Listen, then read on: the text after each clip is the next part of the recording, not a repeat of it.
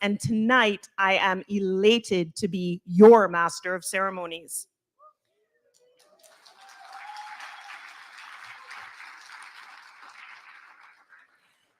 The Team Awards was an idea that the Deputy Governor first envisioned some time ago.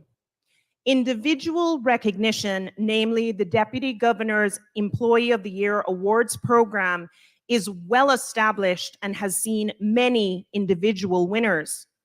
However, prior to 2020, there was no program to recognize and celebrate the contributions and achievements of teams.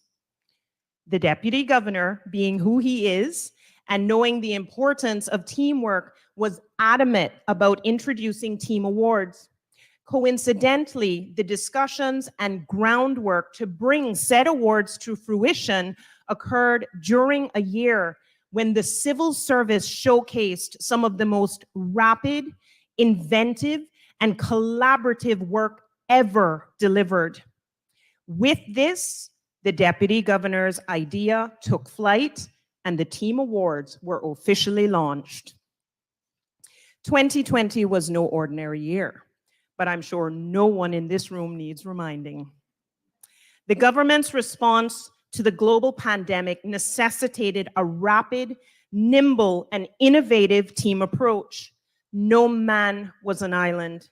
In fact, no department, no ministry was an island.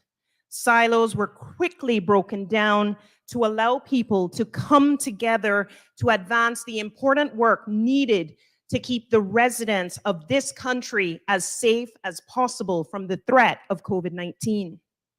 Teamwork during this period was obvious. It was obvious every time the NEOC call takers answered a phone call, every time a student boarded a repatriation flight, every time a returning resident boarded a bus to be transported to a government-run isolation facility, every time an employee logged into Citrix using a soft token, every time garbage was collected during lockdown, and every time families received hot meals. These are just a few examples of the extraordinary work that occurred in 2020.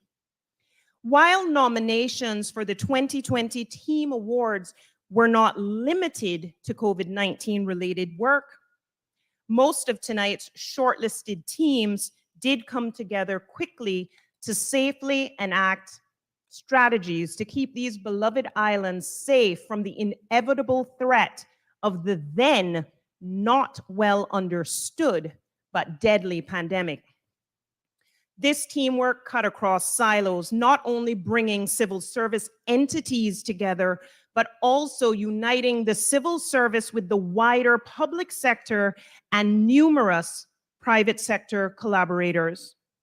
Ladies and gentlemen, tonight's ceremony has been a long time coming, but at last, here we are to celebrate the life-changing and in many cases, life-saving work that was done by the civil service in 2020 to successfully steer these islands through the unknown. Now we will formally move into tonight's program, beginning with the singing of the national anthem and national song. I kindly ask our very own amazingly talented Eric Nicholson to lead us in both.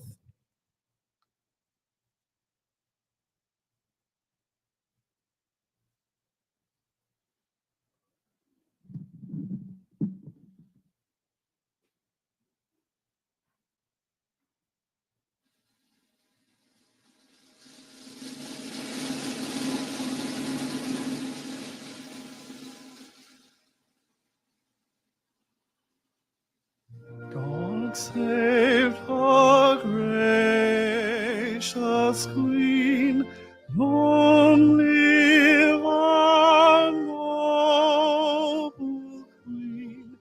God save the Queen. Santa Victoria,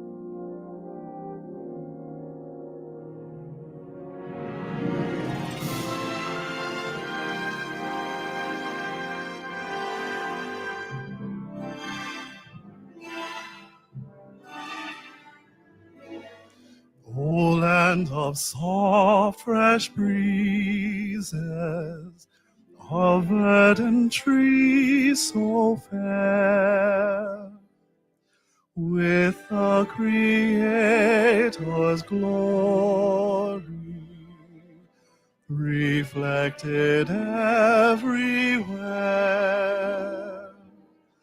O sea of palest emerald, merging to darkest blue. Whene'er my thoughts like Godward, I'll always think of you.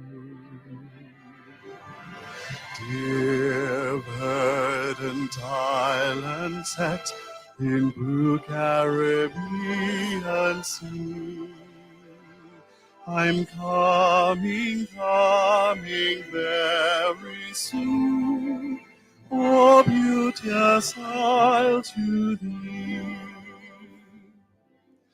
Although I've wandered far,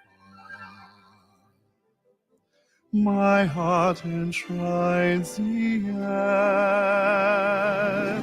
Home and fair Cayman Isle, I cannot thee forget.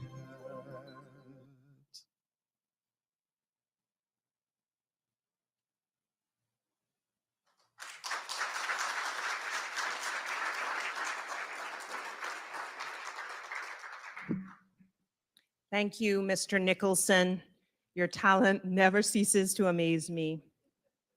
I now invite the first CIG Employee of the Year recipient, Mr. Nicholas McLean, to lead us in prayer.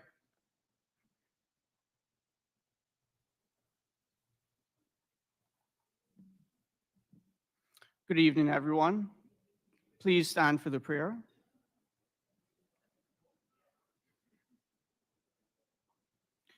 Let us pray. Dear Heavenly Father, we thank you for allowing us to be able to gather here tonight in your name to celebrate our fellow civil servants, spotlighting our high-performing teams who work so efficiently and cohesively together as shining examples to their organizations, the entire civil service, and the wider Cayman Islands community. We also recognize our efforts are magnified when we work together to achieve a common goal. In Ecclesiastes chapter 4, verses 9 through 10, it is said that two are better than one because they have a good return for their labor. If either of them falls down, one can help the other up. But pity anyone who falls and has no one to help them up. Keep in our hearts and minds as we serve the government of the day and the people of the Cayman Islands, we also serve you. We acknowledge your grace and good fortune in being able to meet here in such a beautiful venue for such a wonderful event of commemoration, especially when in other areas of the world, people are still fraught with significant effects of the pandemic, gun violence, and war. We pray for your comfort to all those who are affected, to keep them safe and bring them some peace in their lives. We pray for those here locally as well that are experiencing their own struggles. Whatever difficulties they may be facing, we ask that you wrap them in your loving embrace and give them strength to carry on in their daily lives. We pray for your wisdom and guidance for each one of us as leaders in our respective organizations, for the ability to make the best decisions possible through your divine inspiration, for you to take what we have prepared and multiply our efforts as only you can. All things that we do for your glory. In Jesus' name we pray. Amen. You may be seated.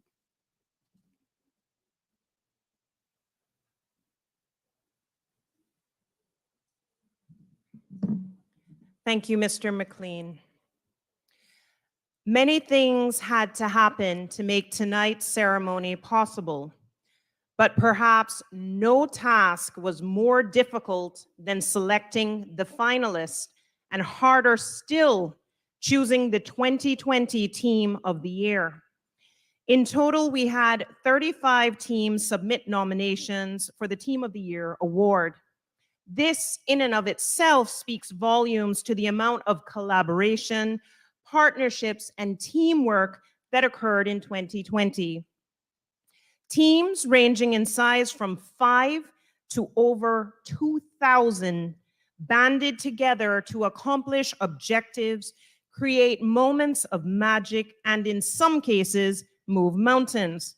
Well, seeing as we're in Cayman, move Cliff Rock and Iron Shore. But rest assured, no one moved anything or anywhere without a curfew exemption letter issued by the competent authority. From those 35 nominations, the judges, who I will speak about in more detail momentarily, created a short list. Where nominations and/or projects overlapped, the judges combined them. The end result was 10 extraordinary finalist teams, all of which are represented in this room tonight, and one of which will walk away with the title of Team of the Year. How exciting. Finalist teams, I ask that you please stand.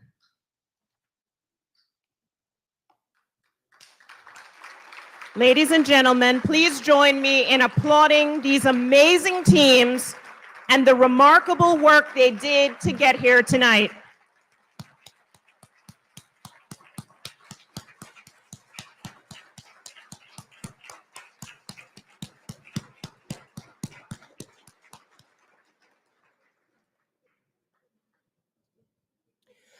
The difficult job of judging these amazing teams was assigned to a group of well-respected, highly regarded members of our business community.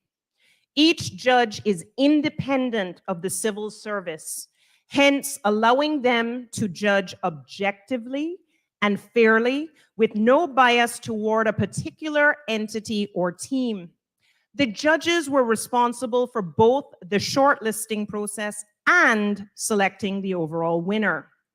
To do this, the judges reviewed the 35 nomination forms, amalgamated similar projects and teams, narrowed the field, and interviewed teams of the shortlisted teams, members of the shortlisted teams. Using the information contained in the nomination forms, coupled with the information gathered during interviews, the panel of independent judges arrived at category winners, and from those chose the 2020 Team of the Year. Without further ado, allow me to introduce to you the judges. Judges, please stand as your name is called. Ms. Sophia Harris.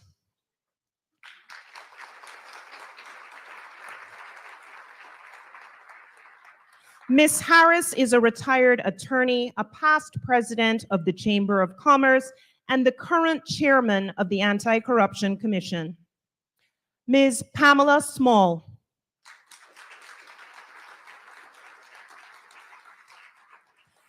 Ms. Small is the Vice President of Commercial and Customer Care at Logic Communications Limited. She is also the director of the Miss World Cayman Islands pageant. Mr. Orette Connor.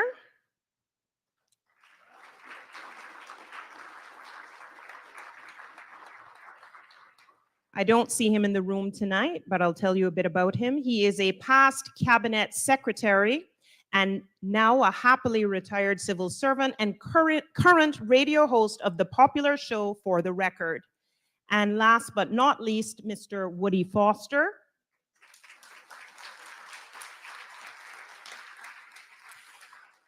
Mr. Foster has served as the managing director of Foster's Food Fair Supermarket since 1996 and is a past president of the Cayman Islands Chamber of Commerce. Ladies and gentlemen, let's give our judges a round of applause.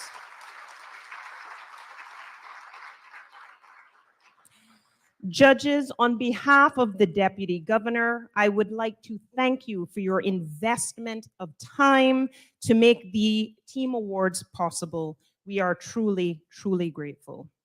I now invite Ms. Sophia Harris to the podium to share a few words about the judging process.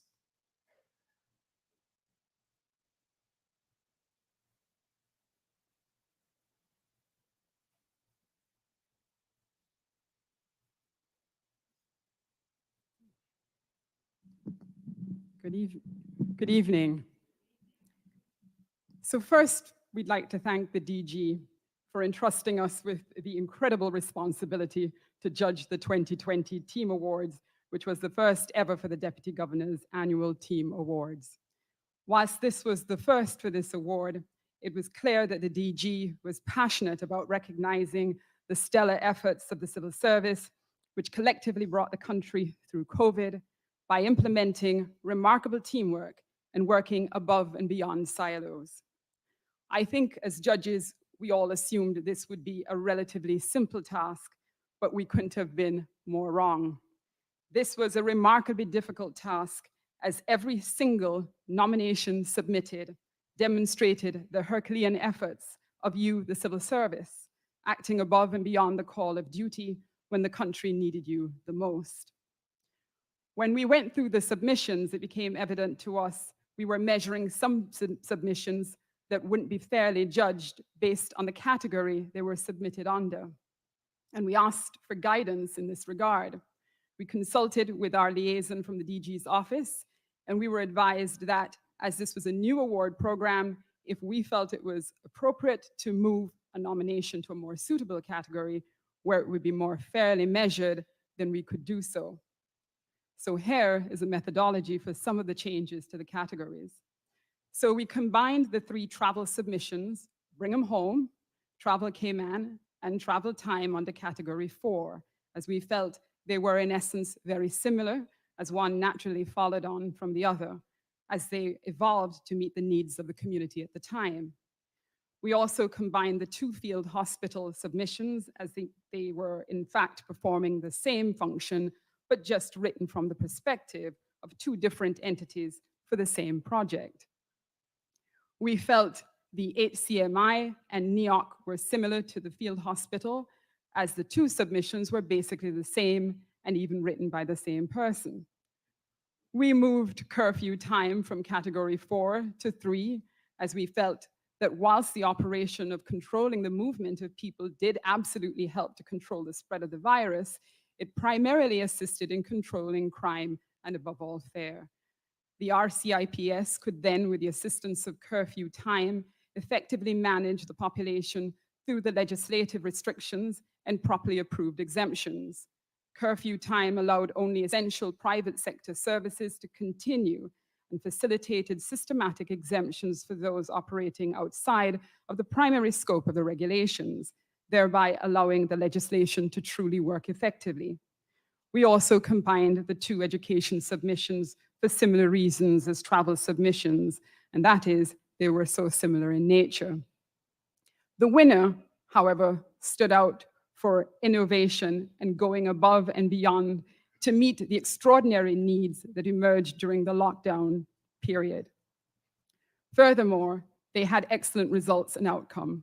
Their professionalism and impact was indeed outstanding. They scored very highly in all 5 categories. Their passion through extreme adversity drew an emotional response that left some of our panel in tears. It is worth mentioning that we asked about one particular team that through the review of all the submitted nominations, we recognize them as critical to the success of all the other teams. However, they and the body of their work was not submitted as a nominee. So we did ask for a special mention of this team, and more to come on that later. Judging the 2020 Team Awards felt like an impossible job. Perhaps not as difficult as Chris Rock's job at the Oscars, but it felt pretty much up there. But all of these submissions were presented for innovative work initiated by civil servants where there was no precedent for the work they were doing, as Cayman was itself trailblazing with the advent of COVID. You did so at the cost of the time with your own families. You put in extraordinary hours, broke down silo barriers, and asked for no increase in pay for the extra time you put in. Some of you put your own well-being at stake during the height of COVID, when so little was known about the virus, except that it was taking the lives of others outside of the Cayman Islands. The civil service did Cayman proud. I thank you, DG, for entrusting us with this. And to the civil service, we say thank you.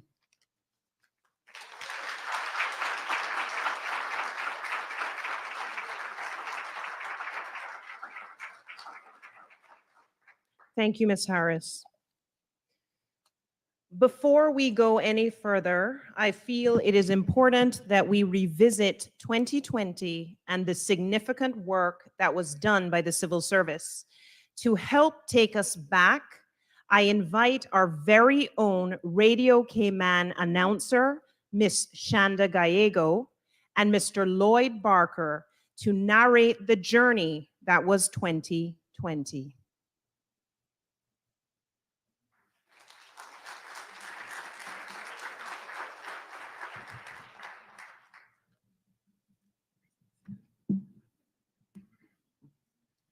Sorry, I'm looking for a stand. Oh, here. Good evening, everyone.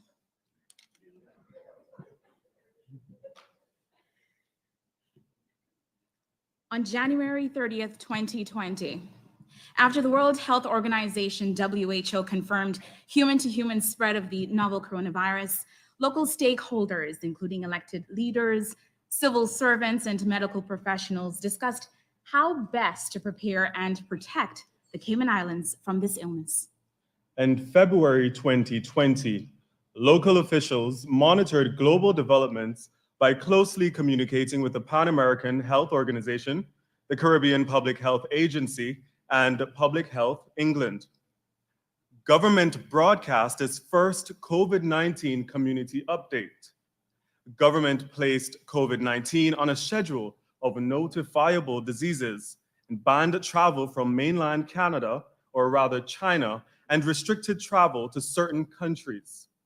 On the 26th of February, an elderly passenger from Carnival's Costa Luminosa was transported to Health City Cayman Islands with heart attack symptoms. This became a significant event in our island's COVID-19 timeline, as you will hear soon. March 2020, a pivotal event happened on March 11th when WHO declared COVID-19 a pandemic, and Cayman kicked its response into high gear. Under Chief Medical Officer Dr. John Lee, Cayman became the first UK overseas territory to conduct domestic testing at the Health Services Authority in partnership with Public Health England. Test samples were sent to CARPHA, the Caribbean Public Health Agency, to confirm those results in a process that continues to operate today.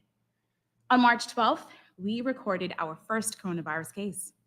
A comprehensive testing and tracing regime began, focusing on frontline and essential workers.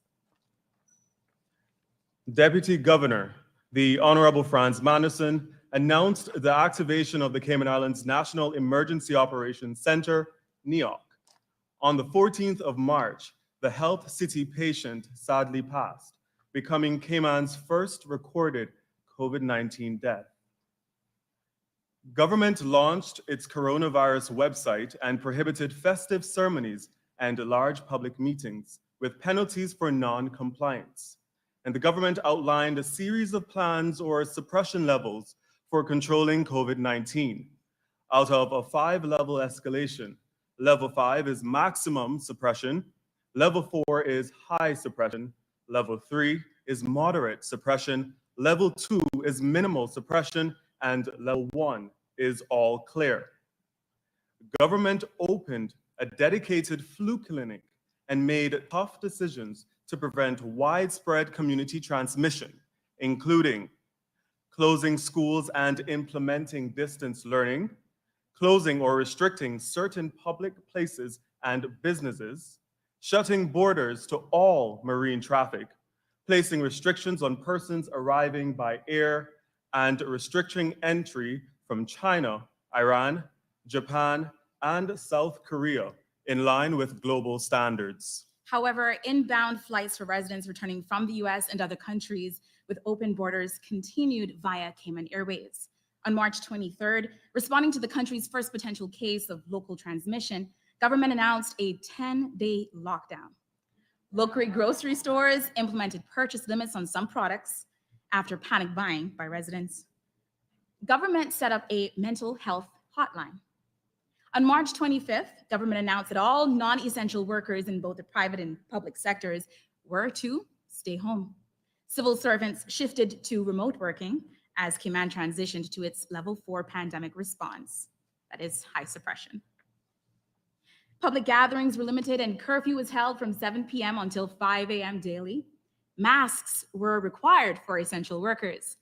Grocery shopping and going to gas stations and banks was governed by last name day.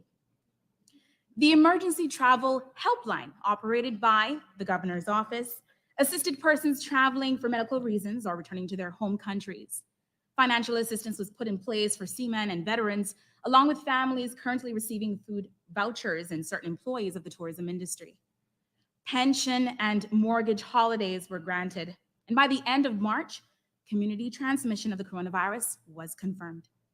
The Ministry of Health announced the launch of an online self-assessment tool open to the public on March 30th, 2020. April 2020.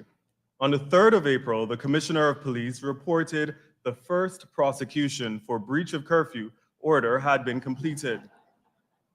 The man pleaded guilty and was sentenced to 4 months imprisonment.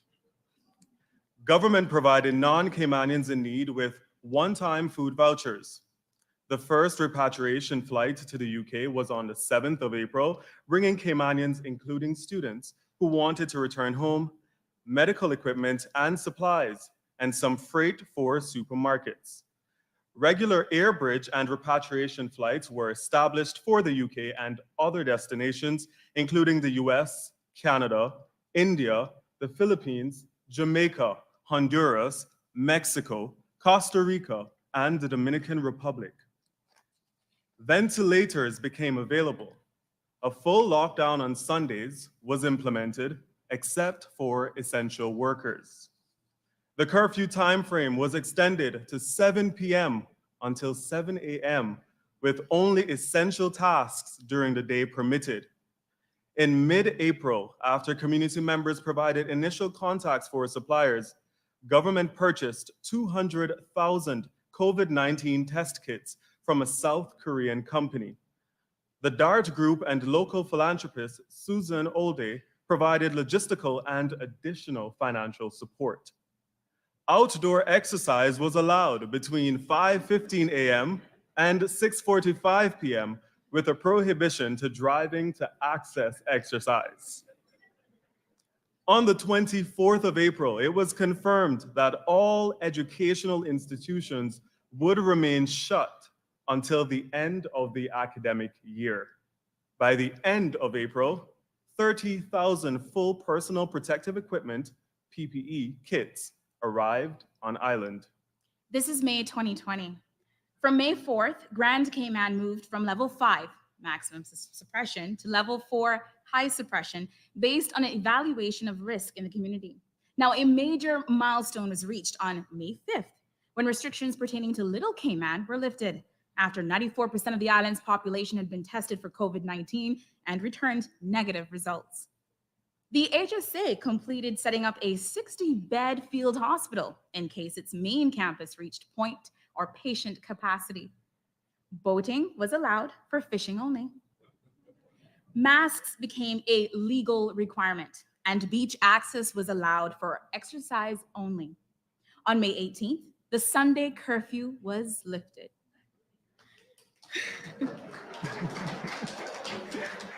The construction sector reopened, ushering the first phase of reopening the economy, and curfew was adjusted from 8 p.m. until 5 p.m.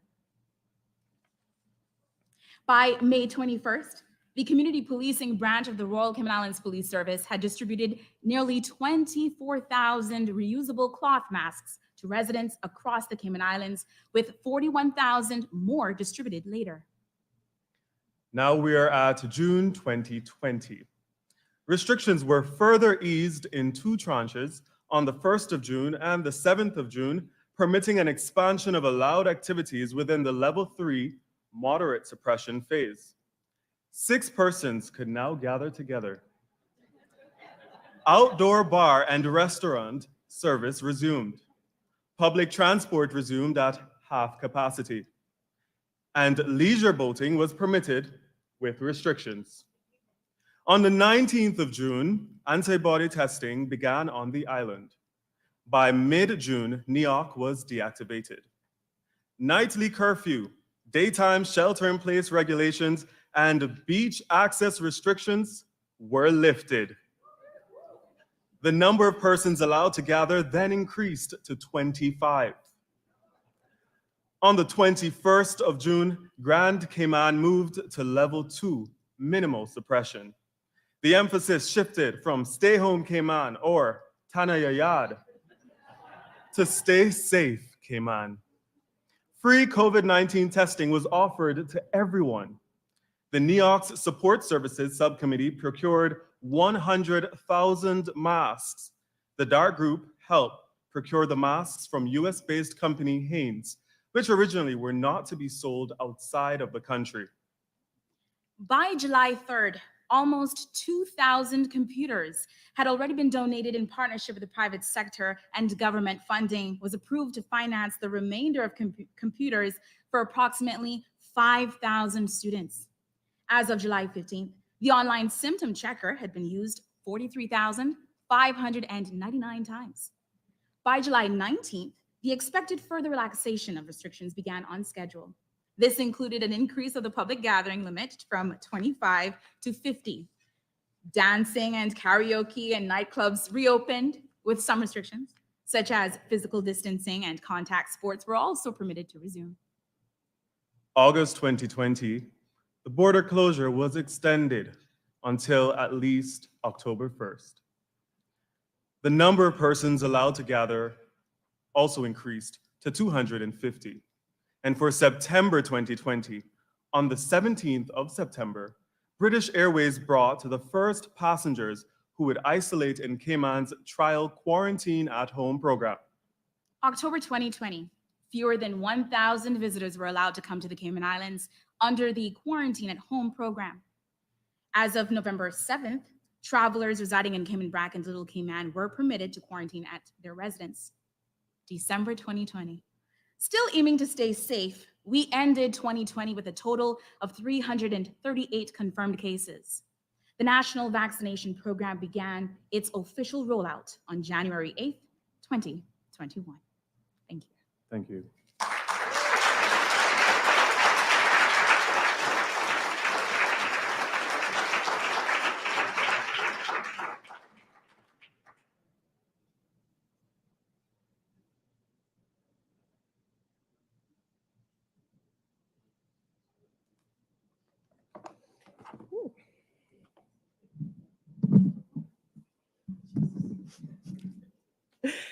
Thank you, Shanda and Lloyd, for facilitating that retrospective of 2020. Ladies and gentlemen, I feel I have done enough talking. For those of you who know me, hard to believe, right?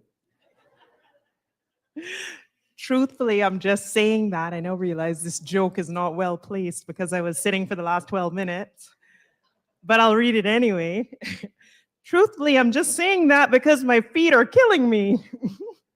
To give them a short break, please welcome to the podium the Honorable Deputy Governor, Mr. Frans Manderson, to offer his remarks about Team Awards.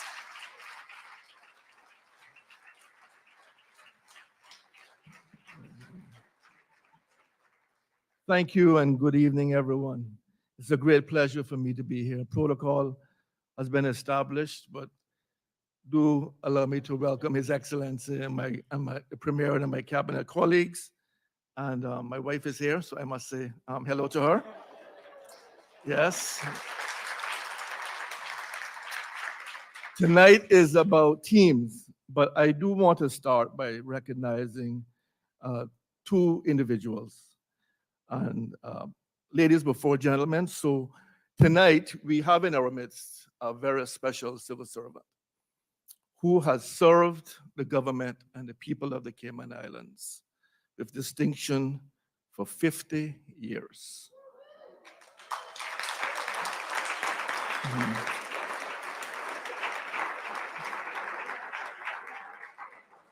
Miss Ann Kirchman has worked in the Lands and Survey Department for 50 years. Miss Ann, can you stand up for us, Mom? She's at the back.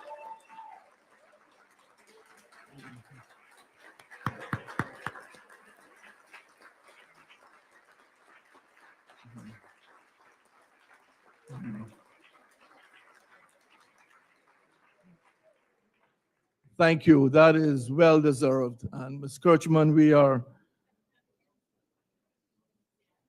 so honored to have you here with us this evening, and we sincerely thank you for your service. And I noticed that I have more gray hairs than you do. I'm not sure how that happened. I only got 39.5 years in. I also want to recognize our governor, who the day we locked down until the day we opened, he was at work every day. He led the government's response from the civil service side, from the public sector side, from the front. He was in his office attending the press briefings. He was there for me to bounce ideas off of and to also give me advice and encouragement.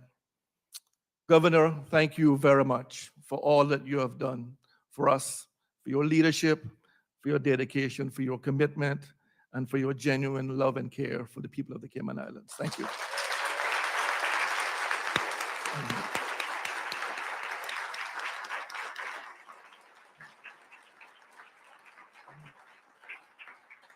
Well deserved. Teamwork makes the dream work. Danny, where's Danny? Yeah. That was what I heard a lot when I walked into the NEOC every morning for over 100 days. It was by far one of the it was the greatest challenge that I have ever faced as in my long career in the civil service. But it also was one of the most proudest moments of my career. Getting to having this pleasure, distinct pleasure, to work with so many dedicated persons of the public service, the private sector, working with our elected leaders, working with the opposition, working with everyone for one common purpose, and that was to keep our people safe. I've often said that when we all come together, the private sector, the government, the public sector, the civil service, we are unbeatable, we are unmatched. And we saw that over and over again. Teams have a leader, but everyone supports that leader. They are like a family. They are unshakable. They are dedicated. They are committed. On their watch, the job will get done. They are innovative. They take risks. They are purposeful, nimble, decisive. That was what I saw on a daily basis throughout the entire public service. We became one. There was no silos, as Ms. Lauren said. It was just teams. We became a family. I remember listening to the Zoom calls and hearing Ms. Lizette. Ms. Lizette, where are you? There you go. Ms. Lizette was always purposeful and always confident. DG, we can do that. Her team at HSA, the team at Health City, Nurse Hazel, who became a household name to us. Where are you, Ms. Nurse Hazel? I know I saw you earlier. Yeah, there she is. They have been outstanding partners with us. They have been there with us every day. And today, they continue to risk their lives to treat COVID-positive patients. Thank you.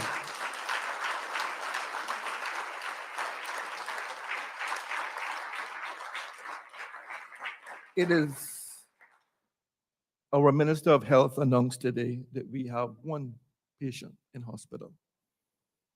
The work we did in 2020, in 2021, and today is why we have one patient in hospital, why the number of deaths are relatively low compared to our neighbors. We have a lot to be proud of. We have to celebrate. Celebrate.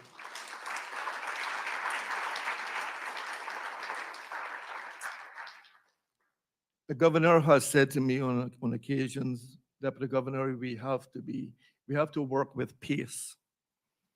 And I want to just give an example of pace. We created a code red WhatsApp group for the most urgent of situations. I was monitoring the WhatsApp chat one evening, and a call came in, a WhatsApp message came in to say, we have a COVID-19 positive patient who is not compliant, is threatening to spit on the persons who come to deal with them. We need a response quickly. Within 1 hour, the brave men and women of public health and RCIPS, thank you, Commissioner, had responded, secured the individual, and taken them to a private location for them to be housed within 1 hour of that call coming in. Governor, I think that is pace. I think we were able to respond.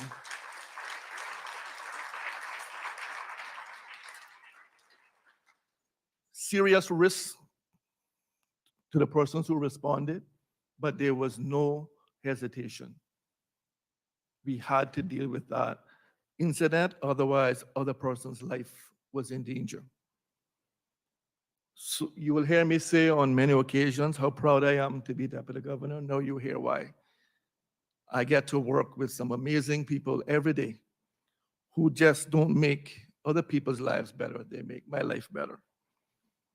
All of this that we do is for two reasons: to serve the government of the day with passion and conviction, and to serve the people of the Cayman Islands with dedication and commitment. That is what the civil service is all about. The government, the people you elect, trust us to carry out their policy priorities. And you can hear that we have done that to the very best of our ability and to a very high standard. I want to say a special thanks to my senior team, many of whom are here today, who work shoulder to shoulder with me to make some amazing things happen in our civil service. So to my senior leadership team, thank you very much for always having my back and always making days excellent, amazing, or fantastic. Yes, I can't let that go. I also want to say a special thank you to our judges. I don't shy away from making difficult decisions, but I was not about to get into this decision-making situation because it was just too difficult for me. Actually being there on the ground, day in and day out with many of you, I don't think that I could have separated myself and made the right decision. And after hearing what Ms. Harris said in terms of the difficulty, I think I've made the right decision. Sometimes it's always great to delegate. To our RCIP, Commissioner, again, I want to single your team out for the tremendous work that they did on the front line every day, always being there for us.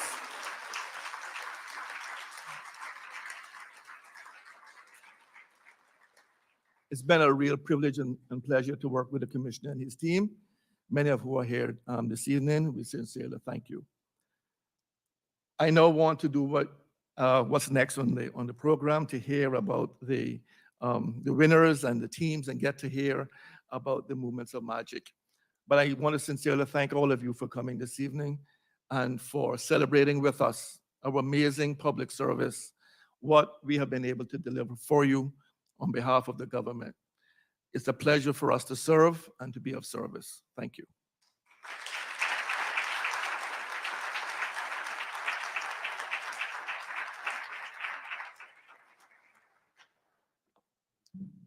Thank you, Mr. Manderson. We're getting closer, folks. However, before we move into the awards, please join me in observing a moment of silence for Mr. Levi Allen, 2018 CIG Employee of the Year, who departed this world last year. Before Mr. Allen left us, he started one of the teams that we are celebrating here tonight. So please join me in remembering this extraordinary individual.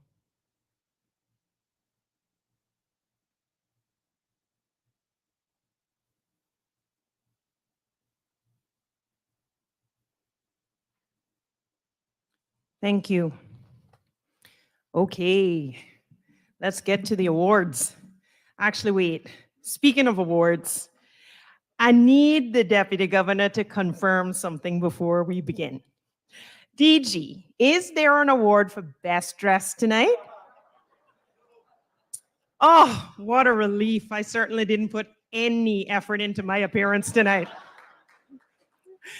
Jokes aside, let's begin.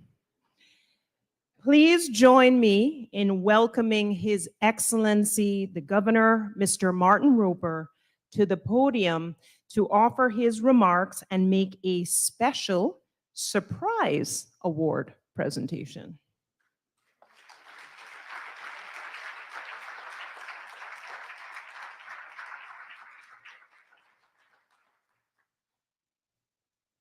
Right, I think there's some height discrimination going on with both the podium and the microphone, which is going to collapse by the end of the night through. So I am delighted to be here at these Civil Service Oscars. And I was joking with the Premier earlier that I was going to make the first Chris Rock joke. So thank you, Sophia, because you got there first.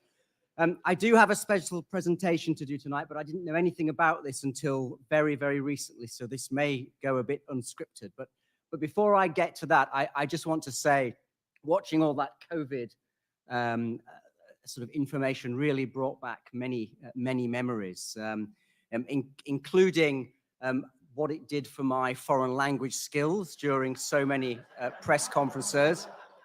I'm also reminded that during lockdown, I destroyed most of my hair because I used those clippers, and the barber still says today, "Governor, what did you do?" It still hasn't grown back. So I think that's a lost cause. But let me, the one thing I really just want to say is that 2020 was just an absolutely incredible year, and I suppose I will always be remembered as the COVID governor, which is a wonderful epitaph. But if you look around the world, and in this I include the previous government and this current government, but particularly the civil service, if you look around the world, there probably isn't a better response to COVID anywhere. I mean, and I get...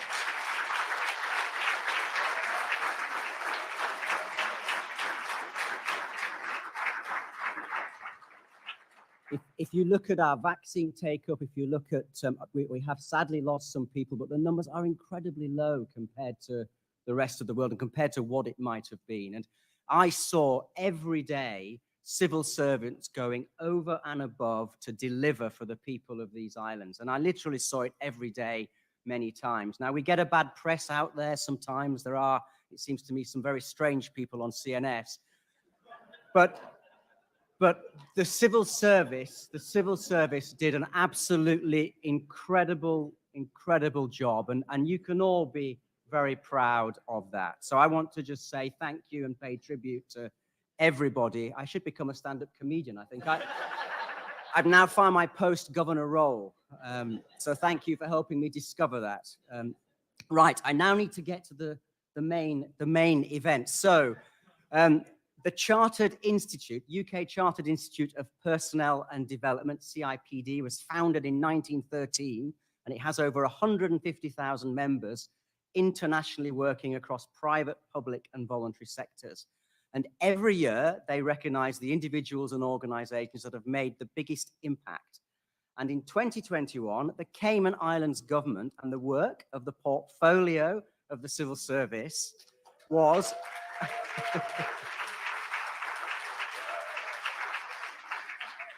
was nominated, and we've managed to keep this a big secret from certain people in this room that I was going to do this tonight. So the nomination highlighted the strategic work being done to modernize HR practices and improve leadership development. It also covered the specific circumstances and challenges that arose because of the global pandemic, and we've heard all the brilliant examples of what was done. But following the nomination, there was an assessment by an independent panel of experts, and Cayman was in competition with organizations like the NHS, Boots, the global chemist, And the Cayman Islands government was announced as the winner of the People Team of the Year Public Sector 2021.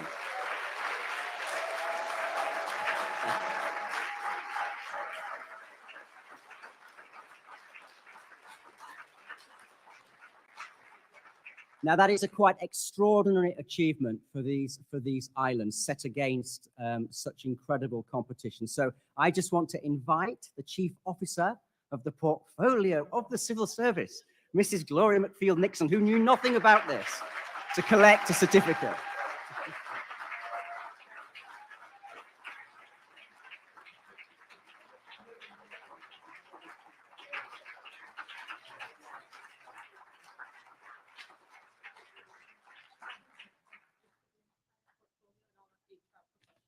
Okay, Gloria's just asked me to point out it's not for her alone, which I did. I don't hope I didn't give that impression, but that's typical of Gloria thinking of her team. It is, of course, for everybody. Anyway, thank you very much, and have a wonderful evening.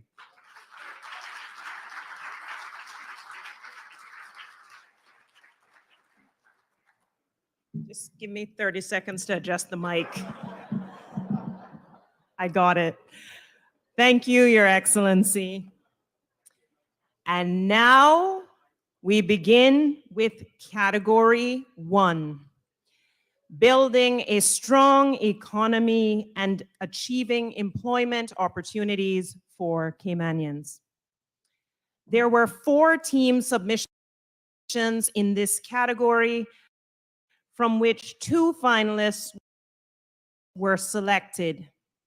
The finalists are the Cayman Islands Center for Business Development's Micro, Small, and Medium Enterprises COVID-19 Relief Programs and the Public Works Department's Construction Trade Training Program. Following is a brief recap of the work carried out by these teams.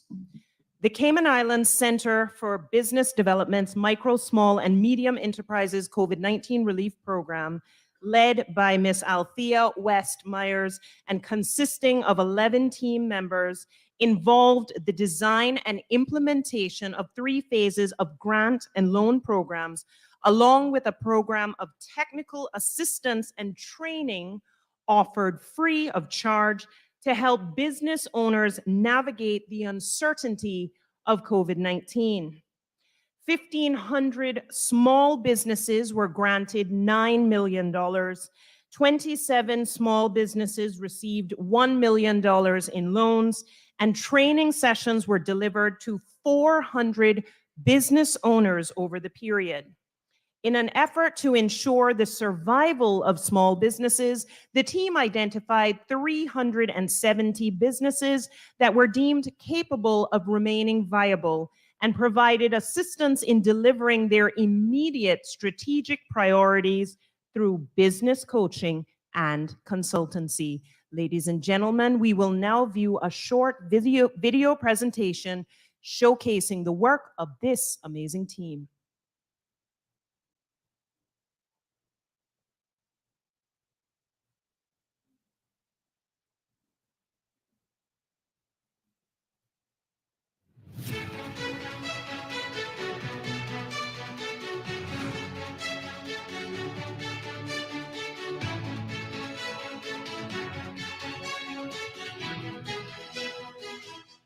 One of the things that we wanted to ensure was that the businesses didn't just survive. We wanted to ensure that beyond COVID, businesses were thriving. And we recognized that it would really require more than money. Money was very important, and most small businesses will tell you that their first need is money. But having been involved with working with small businesses these many years, we've come to recognize that money is just a minor issue in terms of their needs. So we really wanted to get into the businesses, to get into the underbelly of these businesses, to see where it is that they needed assistance and to provide that assistance. Quite a number of persons have said that their businesses would not have survived had they not had this kind of assistance. Because we're talking about assistance ranging from $6,000 to $20,000. Assistance that help them, for example, to establish websites, to transition into e-commerce. Right. So we're actually giving them a global marketplace. So for example, if you were in water sports and you catered to a tourist market, then you started looking for a local market, and we taught them how to do that. Those are people who repurpose their vehicles for that. But it was really introduction of technology, I think, that helped quite a number of persons. I think I was happiest when at the end of the year we still could celebrate with our makers market. So we even after all of that, and we really were looking for opportunities for especially those businesses that hadn't sold anything, the tourism craft market. We at the end of the year in 2020, we still ensured that we provided that opportunity. So we had a makers market, a craft market at the end of the year for all of these small business Saturday, that we had them a day where we closed the road and had them sell to persons coming in. So provided them a market so that even through the holidays, they wouldn't feel as if nothing had happened.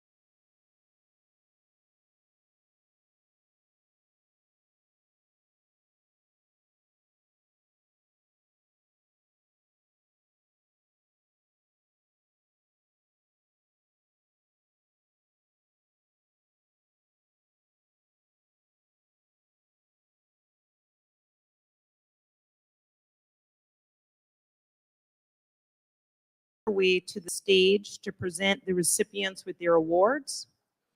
Additionally, if the chief officer and minister with responsibilities for the entities are here, you're welcome to join us on stage as well. Category 1 finalists, I ask now that you also make your way to the stage. The right-hand side of the stage, please. PWD and micro business team, make your way to the stage, please. Where are you? Oh, at the back of the room.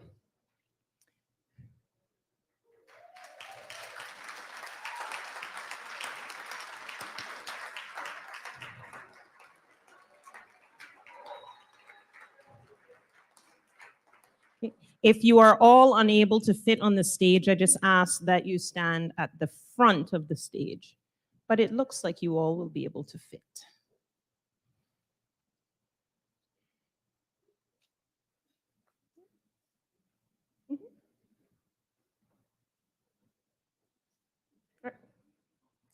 Yep. You can actually go on the stage. Sorry, I thought you meant this side of the stage. I didn't realize you were coming right behind me. Yes. Yes. Yep. Come on up. Don't be shy.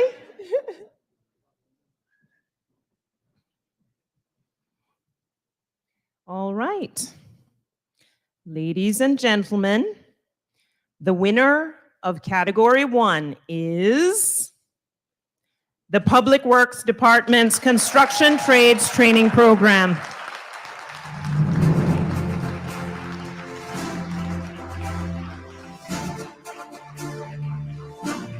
Don't leave the stage yet, ladies. Don't leave. Which means the Cayman Islands Center for Business Development is the runner-up. Congratulations to both teams.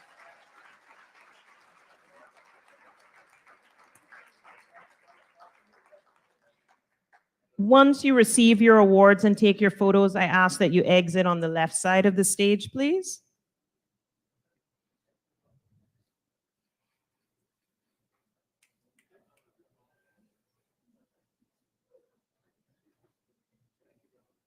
Thank you and congratulations.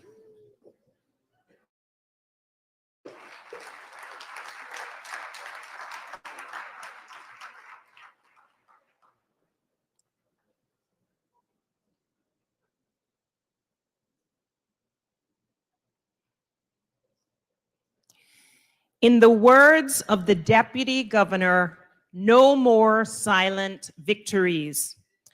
So, in addition to the main categories that are being celebrated tonight, we are also using this opportunity to showcase several moments of magic that occurred in 2020.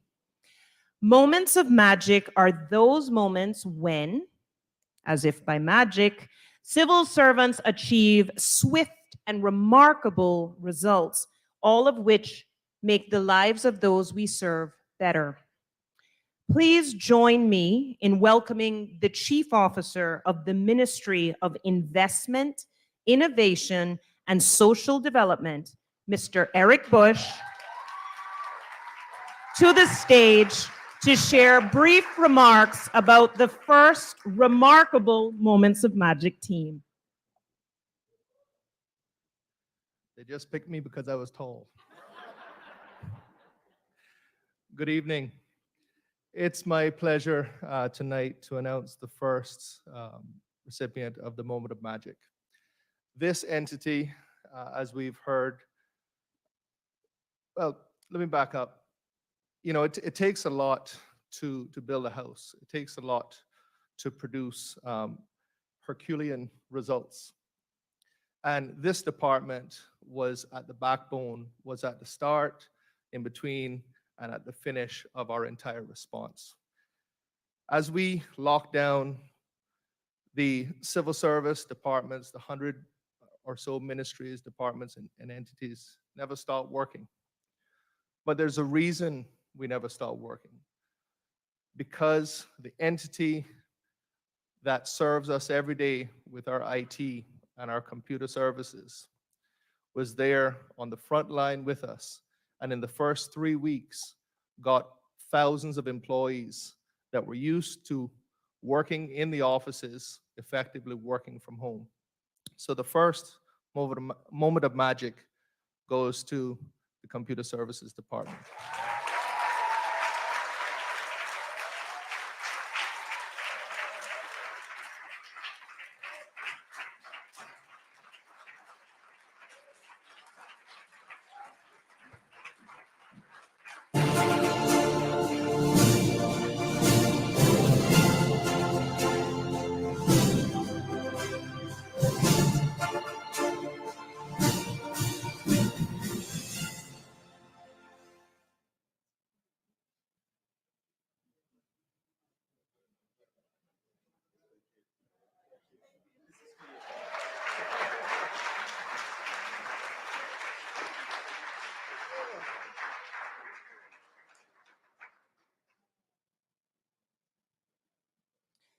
Thank you, Eric, and congratulations to Simon and the entire CSD team.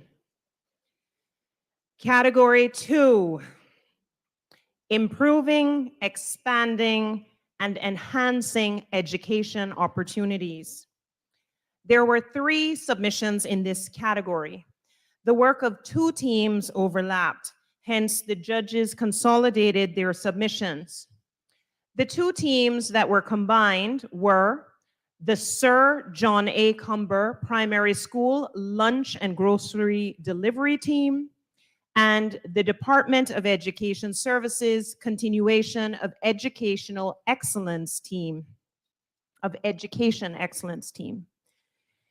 Here is a brief recap of the work done by this combined team. The Department of Education Services Continuation of Education Excellence team was led by Tammy Banks DaCosta, consisted of 39 team members, and involved collaboration with multiple agencies. The major projects completed by this team to make online education a success were the creation of the student registration portal and online student registration processing, the administration of external examinations and performance reporting on examination results, including new student registrations and transfers, and the provision of support services such as providing guidance and business services to schools. The Sir John A. Cumber Primary School Lunch and Grocery Delivery Team had 9 team members, was led by Principal Giovanna Wright, and involved collaboration with partners, collaboration and partnerships with multiple agencies, including the Alex Panton Foundation, Feed Our Future, Cayman Food Bank, and the Kiwanis Club of Grand Cayman. Over a 4-month period, this team played a significant role in guaranteeing that families of the school received hot meals, groceries, gift certificates, and food vouchers as necessary. This team delivered and/or visited 100 plus families every day to ensure children received hot meals, basic necessities, had electricity, water, and internet at home to ensure that they were able to access online education. Ladies and gentlemen, let's have a look at the amazing work of this combined team.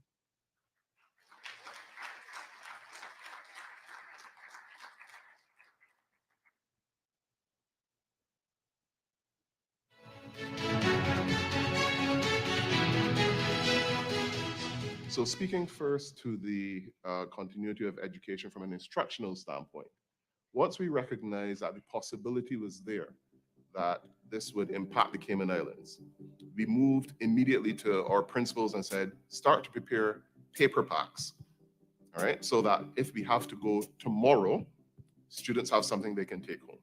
So that was the very first thing we did. As we were getting those ready, we got the word, yes, we are closing. So that meant paper packs were done for a week's worth of work. And then we moved immediately to see what devices, what computers we had in store. So schools have laptop carts. and we were able to distribute the spare laptops that would have been at schools to students that were in need. I started in the principal role at West Bay that same year, so in 2019, the 2019-2020 academic year. And I grew up in West Bay and I also went to that school, so it means a lot to me. But we have a diverse group of parents and students. So based on the students who normally receive meals for lunch during the typical school day, we normally have between 100 to 150 kids every day that don't have lunch.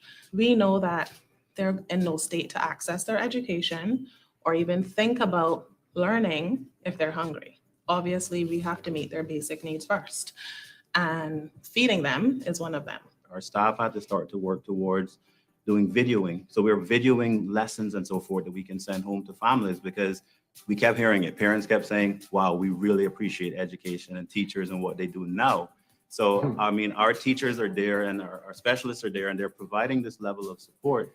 And it really helped to create relationships, stronger relationships between the school and the families and so forth. One of my lowest moments, I think, might have been hearing a report of the conditions that one of the students lived in. As Mr. Elroy said, you know, as the counselors went around, the principals went around, and they're seeing things, it gave them a better appreciation. But for someone like me at that time, who was head of business services, my role outside of the office wasn't as expansive. So understanding and hearing about that and recognizing also through providing support for the repatriation flights. And I remember taking a student home to East End, and the conditions of that home, you know, so those were amongst my lowest points. But the resilience of our teachers, the resilience of our principals, those are the high points for me. There was also moments of heartbreak. I just have to say that, because it was and still is an emotional journey, I think, for us, because we love our kids. I mean, that's why we do what we do. And when you see where they live, that can be really hard, because you want to fix it.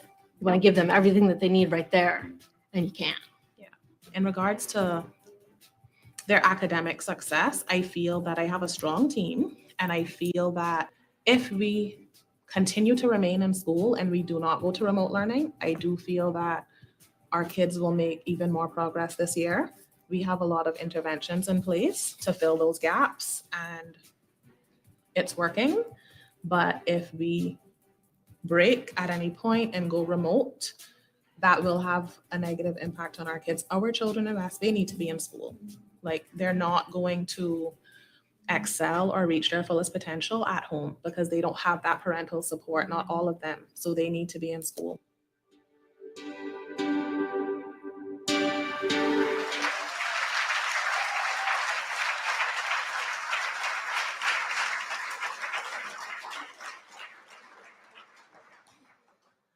I now ask the members of the combined team to make their way to the right-hand side of the stage, please.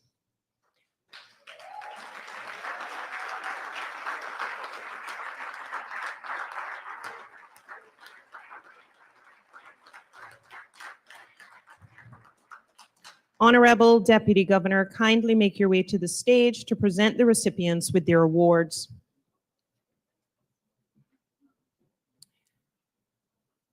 I see that the Chief Officer for Education is here. If you would like to join the team on stage as well, and certainly if the Minister is here, feel free to join this amazing combined team on stage.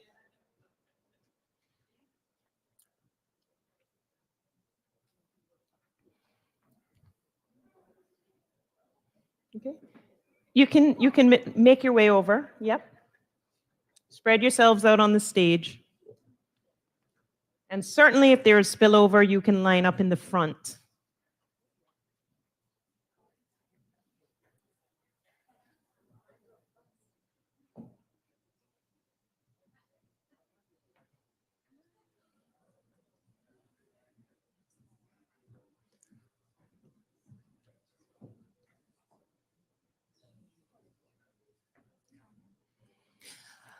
All right, folks, in case you haven't figured it out, there is no suspense or drum roll needed in this category, as these two powerhouse teams were combined into one. Therefore, ladies and gentlemen, you are looking at the winners of Category 2.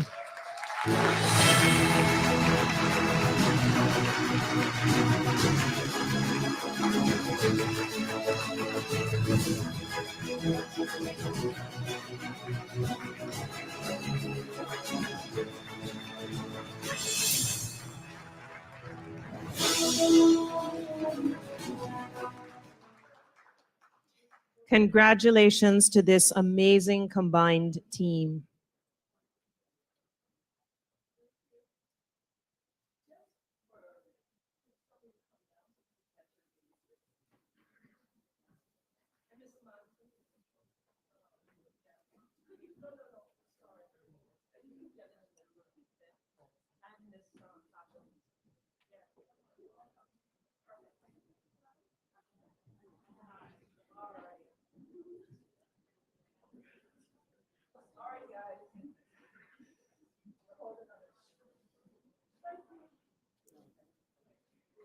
Congratulations.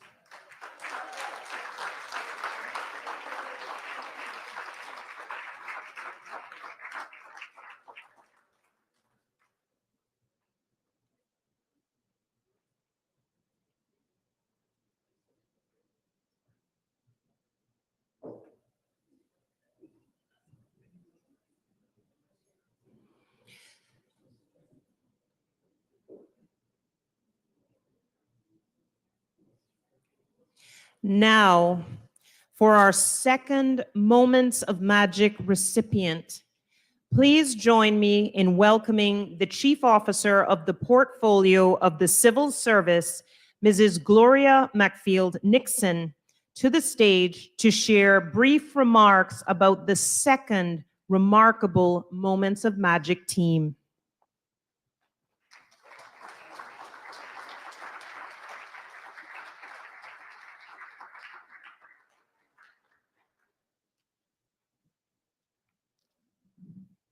Many thanks, Lauren. We are all striving to reach your heights tonight.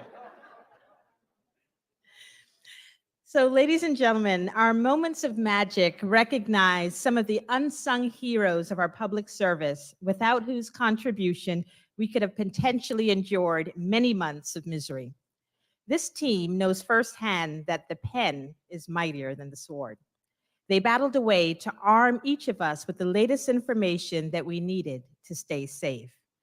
What started out as just basic flyers translated into multiple languages and distributed by hand soon transformed into one of the most coordinated, technologically sophisticated, and integrated public education campaigns ever exhibited in these islands. This team tackled fake news from the earliest days of the pandemic. Who among us can remember the many social media posts warning of food shortages? What you might remember one or two things about that. Or even worse, toilet paper apocalypse. There are still warehouses full of toilet paper all over Grand Cayman. And as rolls and rolls of cotton soft sheets flew off the shelves, this team gently but steadfastly reminded all of us that, alas, toilet paper is not a cure. When a full lockdown was called, they expertly managed what would become the daily press briefing. And with their agile support, our local media posed the questions that we were all thinking and that many times we were all very amused by. And our leaders were beamed into our living room and onto our mobile devices, answering these questions as if it were the first and not the 100th time they've answered that question. Their voices can be heard ringing in our ears. You cannot break curfew to walk a dog or walk the beach. You cannot break quarantine to visit a friend or to buy a peach. And if you break either, you will be warned for public prosecution and within Commissioner Burns' reach. This team explained the 5 suppression levels, which days of the week we could go to the shops or to the banks. They employed sign language and social media. As our knowledge grew, our strategy prevailed. With the help of this team, we emerged from lockdown without masks, gathering limits, or fear of illness. We did this just after 4 short months, to the marvel of the rest of the world. Their education campaigns engendered goodwill, armed our community with the facts, and helped to save lives and buy precious time until science and medicine could provide more sustainable means to keep us safe.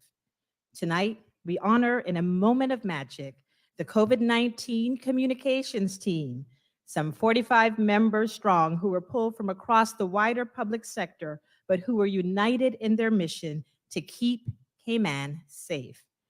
I invite the Cabinet Secretary, Mr. Samuel Rose, and the Director of Communications, Ms. Onisha Richards, and the communications team forward to receive their Moment of Magic Award.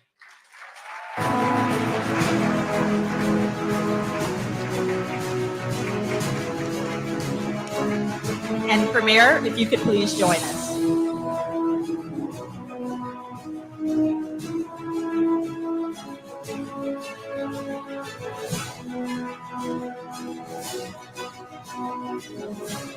Deputy Governor.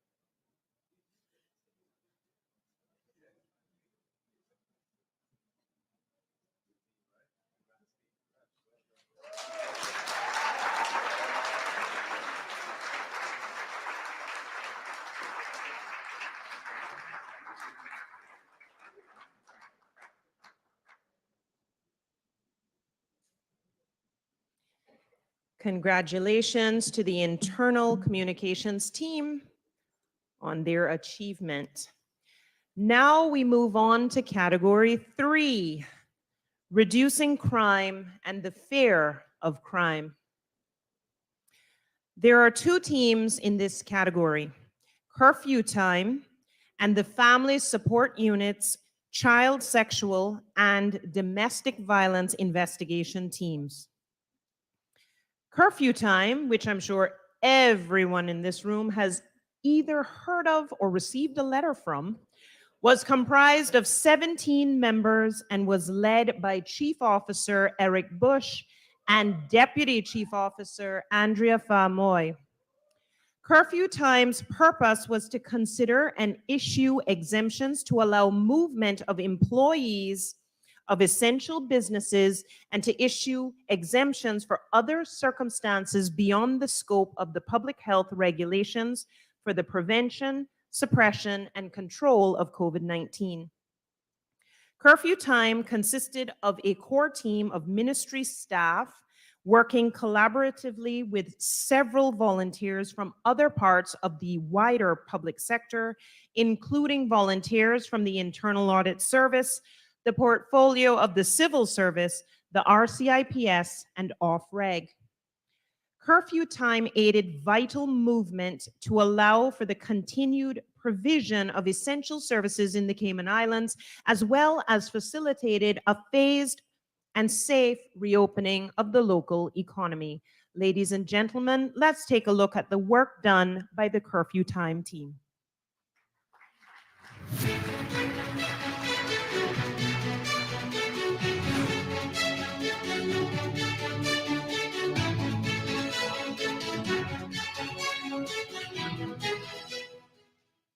It was a huge task, and it did come at us from there. You know, there are whisperings on the news, but when the government pulled the trigger, it was like, okay, we've got to do this, we've got to do it fast, and we've got to get it right the first time. Government announced that they were going to have this thing called essential@gov.ky where people could email in their requests to be essential workers. I don't know if you remember this because it lasted one day. One day. That was it. In that one day, I think about 10,000 requests were emailed in from just about everybody to say, I'm essential, don't lock me in, please give me a permit, I need to do X, Y, and Z. Anything from walking my dog at his favorite park to bringing my child to where it needed to meet other parent for a custody agreement, whole spectrum of issues. Government quickly stood down essential@gov.ky, realizing that too big of a door was opened, and started again with curfew time at gov.ky. And curfew time, the big difference there was that the regulations were in place and every exemption was given off of that initial 10 category of essential services. It was all centered in what is required to have the economy function and give people access to those services, while also limiting the amount of traffic on the road. Regulatory language that we were called a competent authority. So we're given the responsibility of implementing this. And as the competent authority, we could also make discretionary decisions about who should be exempted and under what conditions that would happen. So for instance, one of the things that the regulations couldn't have foreseen was that a lot of people were having babies and couldn't find any baby things in any of the grocery stores. So baby shops were given an exemption to operate under certain conditions from 9 to 1, 4 hours a day under, and that's just one example. We had to use our discretion. So we had people that would say, actually, I've been home locked up. I can't handle this anymore. Can I have an exemption to go into the beach? I just want to go to the beach. And it's a no, it's like everyone thought that this is essential. It's my health. I'm sure it is, but in the end, we have to take the holistic approach that we're trying to do what's best for the country, and our needs just have to be put aside. We were able to create a shift system to allow us to have 12 hours of coverage on the curfew time email inbox as well as phone. So we had people coming in for 7 in the morning who would then leave at 3, and we had people coming in at 1 o'clock who would leave 9 or after, depending on how busy the evening was. Everyone has unforeseen circumstances in their life. I think we were all very surprised by just the amount of events that showed life went on, even during very hard times. We had requests for weddings as soon as you were allowed to have guests, groups of 10 people, and that was heartwarming to see. There was a lot of personalities and emotions that accompanied that sense of not knowing what's happening, what will happen, and what the future holds. Yeah. But luckily, we were able to work together as a team collaboratively and with the cooperation of other individuals in the community and companies to meet the goal of no community transmission and to keep people safe. And that's what we focused on every day, and that's what kept us going.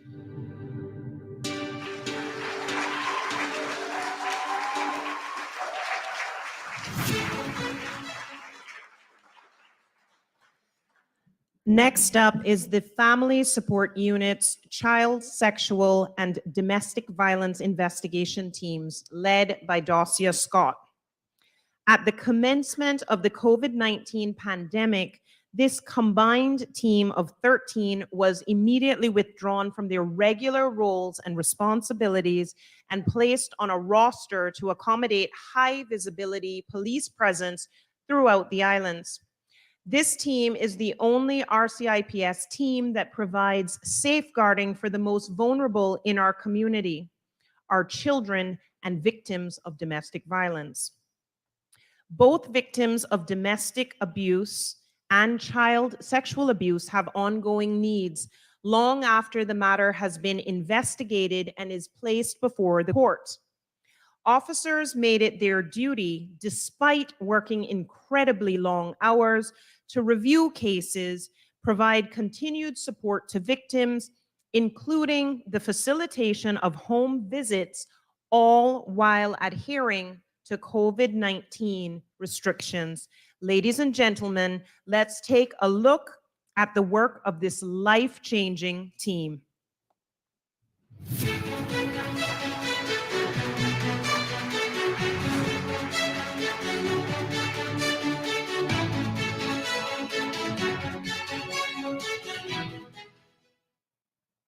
we started out of the at the beginning of the year as normal functioning, going into the office and ensuring that all protocols are met as it pertains to the referrals, looking over the referrals each morning and so forth, until things changed and we found that, okay, with the COVID coming in, majority of the RCIPS was mixed with different and varieties of shift changing and rotations. And due to that, the specialist unit was called out to be a part of that rotation and to provide the extra service and manpower resources to the community. Due to that, then our numbers within the unit are already small. So what we have exercised was to split the unit in two and to provide Team A and Team B, where one would come in at a particular time and next would then provide that extra support and resource to the uniform team. Will then provide the eye visibility patrol checks and so forth within our community.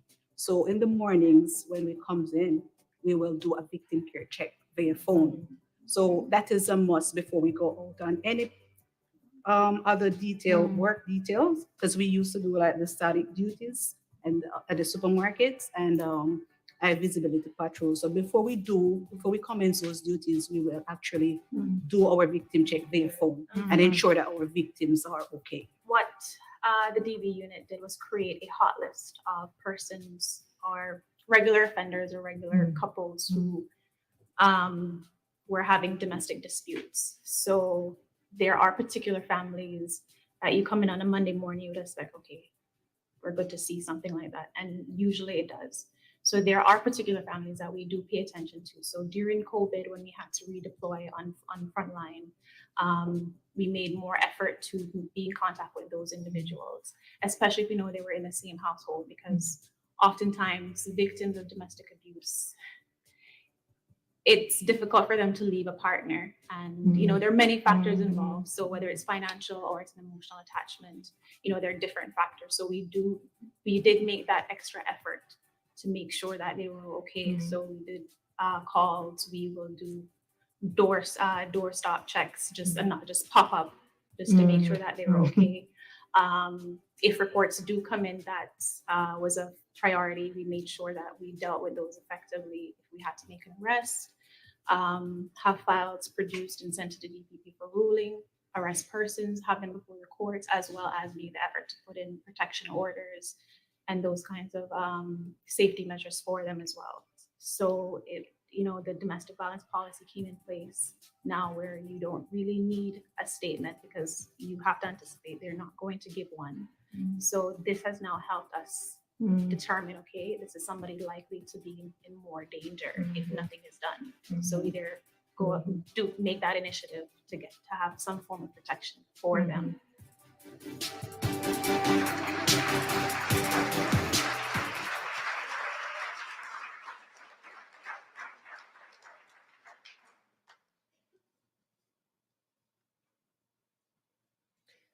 Okay, now that we've seen the work of both teams, let's find out who the winner of Category 3 is. Finalists, please make your way to the stage. Your Excellency and the Honorable Deputy Governor, I now invite you to the stage to present the recipients with their awards. If the Chief Officer and Minister with responsibility for either of the finalist teams is here, please make your way to the stage.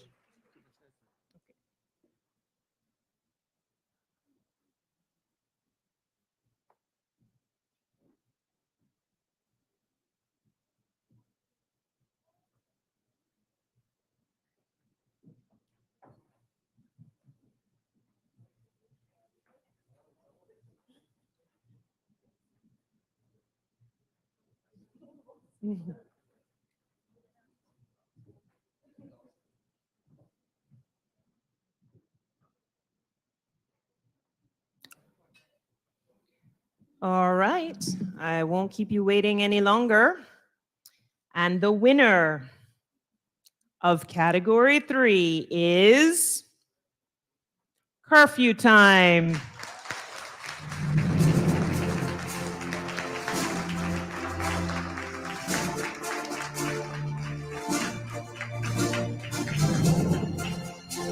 which means the Family Support Unit's Child Sexual and Domestic Violence Investigation Team is the runner-up.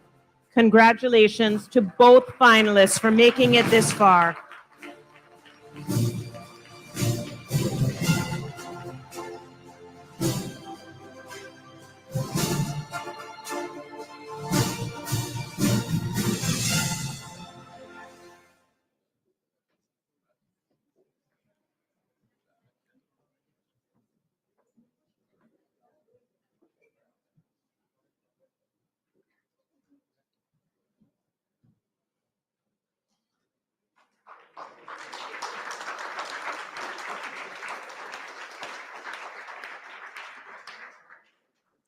Now on to our third Moments of Magic recipient.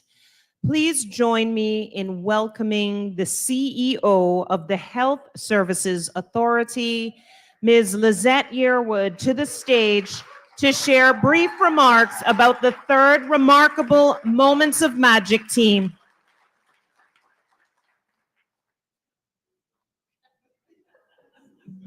Take this down.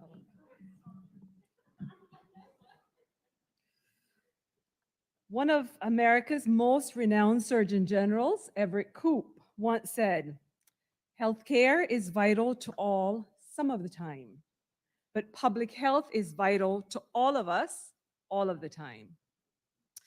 All around the world, the COVID pandemic has shone a light on the necessity of public health systems, whilst the outstanding work and resilience of the Cayman's public health team has made Cayman a beacon in the region. Reflecting on the last 2 years has reminded me of all the incredible achievements of the team through dedication, resourcefulness, willingness, passion for country and people, solidarity, relationships, and pure loyalty. In the early days, the setting up of the flu clinic, the flu hotline, procuring PPE and testing supplies, preparing contingencies like field hospital, public development and policy development and treatment guidelines. A little later on, setting up PCR testing, swabbing, AKA brain biopsy, contact tracing, caring for those in the hospital, caring for the carers. Then vaccine dissemination, developing vaccine QR code, getting everyone signed up on the patient portal, helping with border control, and so much more. It is our public health team that continues to be at the forefront of the battle against COVID-19. It is a public health team we call when we need PCR results. It is a public health team we call when we need interpreting CT values. It is a public health team we call when we're scared and don't know whether we need to go to the hospital or not. It is a public health team that we call when someone needs a dressing in an isolation facility. It's like the Ray Parker song, Ghostbusters, except who do we call? Public health. On a serious note, ladies and gentlemen, the public health team have been fierce warriors during the pandemic. But don't be fooled. They were not fearless. They too are human, and they had fears and concerns of their own. But despite that, they fought selflessly. There were many sacrifices. Many of them in the beginning were removed from their homes to protect their spouses and parents, older parents and siblings. Many of them were shunned and scorned by neighbors and when they went into the grocery stores. I've heard stories of a staff member who couldn't get a bus because the bus would not stop for her because she had on a uniform. Work of the team cannot only be measured by statistics, but statistics is one means of evaluating their incredible contribution. Over 167,000 PCR tests were done. Over 141,000 vaccines administered, 87% of the population, making the Cayman Islands vaccine rate per capita higher than the UK, Finland, Switzerland, Bermuda, Japan, and even the US. Almost 50,000 flu hotline calls just in 5 months. 1,467 visits to the flu clinic. 5,490 isolation release letters, and over half of them were prepared manually. While the data is powerful and tells an incredible story, it is the little wow moments that don't make the headlines, but will be in the hearts of patients and their loved ones forever. There's the stories of doctors and nurses praying with the scared, sick, and dying, holding the hand of someone who's locked in their room and feels like a leper, facilitating video calls with family members to keep them connected with their loved ones in hospital. Ladies and gentlemen, there were some tough days. Staff were bitten by dogs, chased away from properties by what appeared to be humans, cussed and threatened, but guess what? They persevered. Meanwhile, clinical task force members spent sleepless nights doing research and counseling with fellow colleagues overseas to stay abreast of the changing science and the constant evolution of the virus, all at the expense of their families and, yes, Minister, their own health and wellness. Ladies and gentlemen, I think the Cayman Islands has one of the most awesome public health teams. But can I let you into a little secret? The public health team did wonderful things, but all of you in this room were the wind beneath their wings.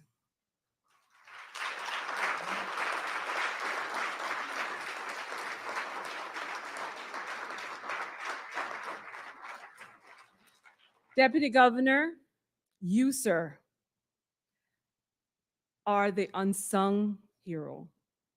You have been an exemplary leader and a supporter all through these 2 years.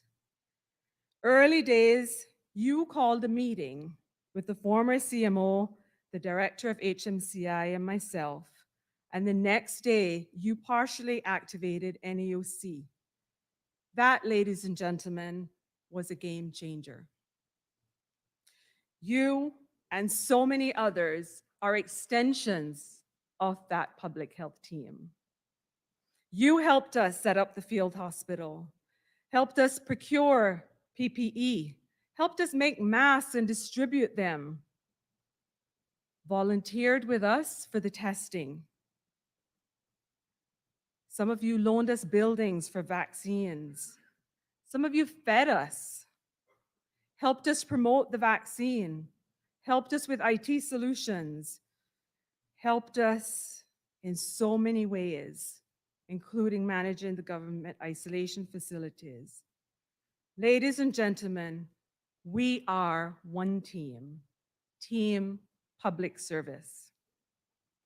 You have allowed these islands, even amidst great uncertainties, to be the shining jurisdiction that it is in the world. And this evening, I just want to say a huge thank you from the bottom of my heart.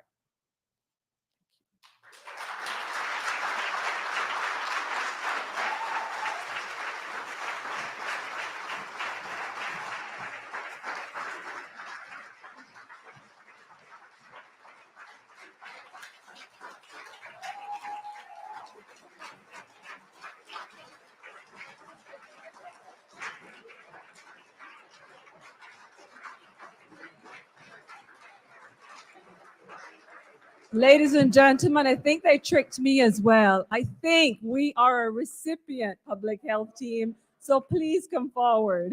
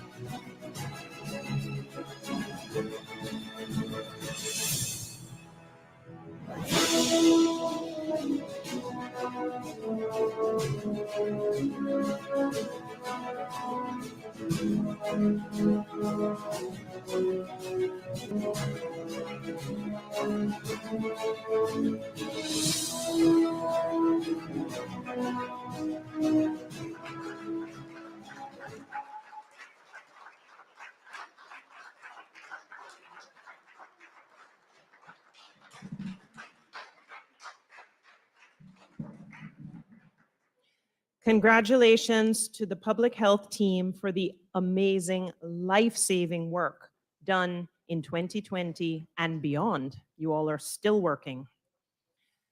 Now we move into category 4, promoting and protecting the health and welfare of our people, communities, or environment.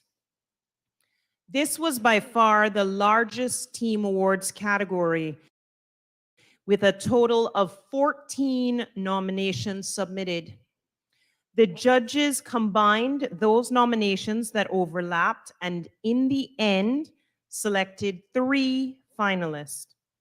The first finalist is combined mega team Operation Bring 'em Home, Travel Cayman, and Travel Time. The second finalist is the Department of Environmental Health's Solid Waste Unit Response Team. And the third finalist is the combined NEOC COVID-19 Response Team and the Hazard Management National Response Team. First up, the amalgamated Bring 'em Home, Travel Cayman, and Travel Time team.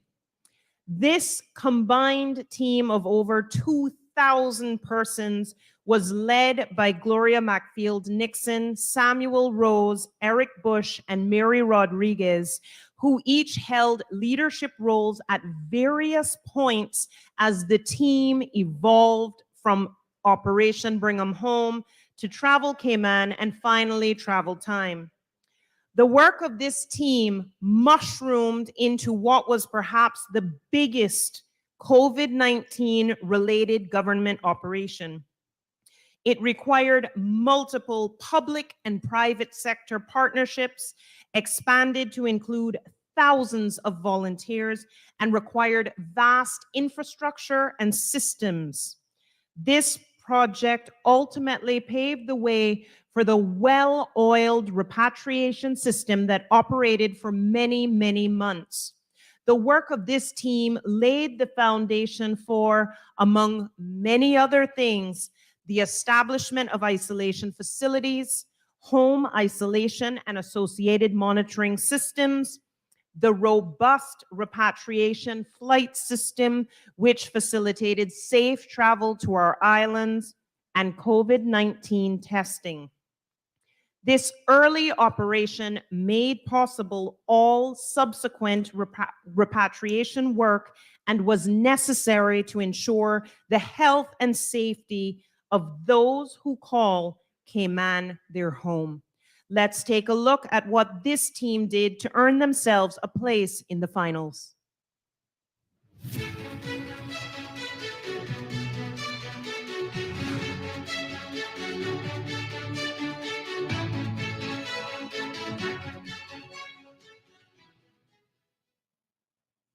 So it all started in a conference room right around the corner. We essentially were given the instruction. We have a certain number of Caymanians who need to get back home ahead of border closures, and we have 24 hours to figure out how we're going to do it. in consultation with public health, who at the time were drafting the requirements for isolation. We quickly realized that in addition to having teams at the airport to welcome returning residents and Caymanians back, that we would have to find a way to house them, not only house them, but transport them securely from the airport to the facilities that also needed to be stood up within 24 hours. And in one room on one small whiteboard, out came the dry erase marker, and we started to do the process flow and contemplate all of the players who were required, all of the moving parts, all of the obstacles that had to be overcome. It was learning and being able to pivot, because it was great that we had a plan drawn up on the whiteboard, but we had to be able to pivot at each moment to change that. Some of the students arriving at the airport, one young lady had left Spain and had spent a couple of days navigating what was absolute chaos to get back to the Cayman Islands. And with I think it was her grandmother, she didn't want to go straight home because she wanted to protect her grandmother in case she'd picked up COVID en route. So our role at the airport was to greet people with a smile, a friendly face, welcome them home, but at the same time, keep everybody at the airport safe. Well, I think we really owe it to our team. We started off with our core ministry team, which was only 10 people at the time. And then we followed suit from the Bring Him Home team, where they started off bringing just students, and then that expanded into returning residents across the board. By that time, we had gained a few additional persons to help us with this process. We split the team internally by jurisdiction. So essentially, if you were flying from Miami, we had one person that was responsible for that jurisdiction, Kingston, et cetera, so on and so forth. We also assisted in repatriation flights for jurisdictions that necessarily weren't open, such as Nicaragua. We assisted in finding out how many individuals within the community wanted to return home due to border closures, not being able to work in the tourism industry. So we assisted in that capacity as well. And I think the centralization of data through FormSAC allows us to really understand the logistics of who was coming in. It had to be airtight, but equally afforded us the opportunity to have that human connection with individuals who came in, because we were able to see if they were traveling with dependents, kind of the reason why they were traveling on these repatriation flights. So as Shanique mentioned, it went from a call from someone in Italy or the US or even Jamaica to a name on a screen, to then seeing that person in real life. Wow, I helped bring this individual, this family home. Certainly. So from the RCIPS side, with that infrastructure in place, it had to come down to the practical element, which was the actual arrival of the individuals and also the securing of those. So we, at the airport, we created a system, put a system in place that would secure the travelers and secure the community. Because if you recall, at that time, we had community spread, but very little to none. So we had to protect that from happening. So we ensured that the infrastructure at the airport was right from a security perspective. And each and every transport vehicle from the airport to quarantine facilities was escorted by the RCIPS back and forth. You know, again, our families all kind of suffered one way or the other. This is where the emotional part comes in now. You know, from my personal experience, I didn't see my daughter for 3 months. And that was probably the hardest 3 months for me. But we had each other, you know, we supported each other through our thick and thins. We had on our team, we had people that experienced, you know, deaths in their families, and being here, you know, 12 hours, almost 7 days a week. I think we were our own training in terms of support and getting through all of the hard moments. You either went to a facility where you didn't have to be banded, or you got to go to home, which is QAR, quarantine at your residence, and then you got the band. So once you were there and you activated your bands, you were officially our babies. So we got the calls or complaints, whether they didn't like the band or that the phones were going off at odd times. That was quite often, but we didn't have any issues. For the most part, I would say the majority of the persons, they adhered to what they agreed to. We just had a few who were a bit naughty that we've all heard about. But other than that, we've had no problems, and people were very happy at the end to cut theirs off once they got their approval to do so. So we kind of looked at the problem we were given was to be able to facilitate the safe travel and return of people back to the islands, and just ensure compliance with the regulations that were in place. So we didn't really start with geofencing. We looked at all different kinds of solutions. We looked at everything from facial recognition technology to heart rate monitors, and eventually came across a geofencing solution that was used elsewhere that we thought would be a good fit for purpose. It was the right balance between being the right price point to be scalable to the number of people who wanted to be scalable, but was also easy technology for the travelers to use. And that was the main reason that we settled on the geofencing solution. We spent a lot of times actually fitting ourselves, walking around our office to see how it would display on the monitor and what the alarms looked like. So for me, because I'm not involved at the end that he was involved in, but just trial and error. And eventually we did the pilot flight was in September, that BA flight, right? So that was our first test. It wasn't on the, not official, but it was just a test run. And that was interesting. In those days, I was actually sitting in the monitoring system, like at 911 at Citrus Grove, watching it. And it was literally just trial and error.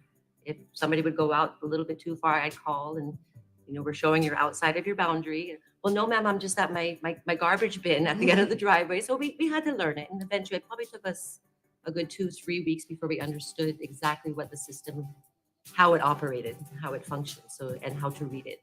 It's not just the commercial flights we were covering, also private flights, and they came in.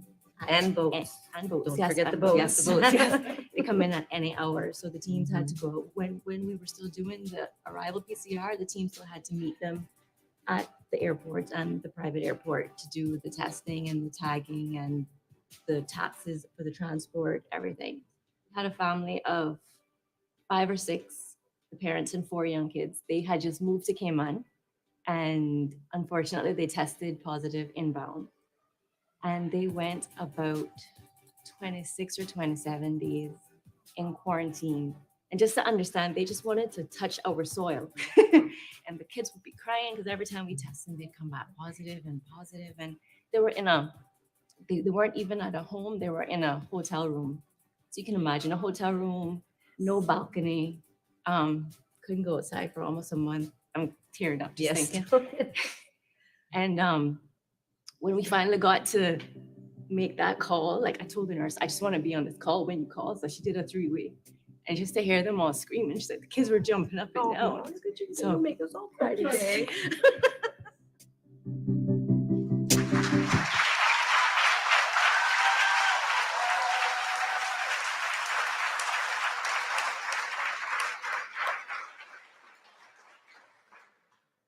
The second shortlisted team was the Department of Environmental Health Solid Waste Unit Response Team.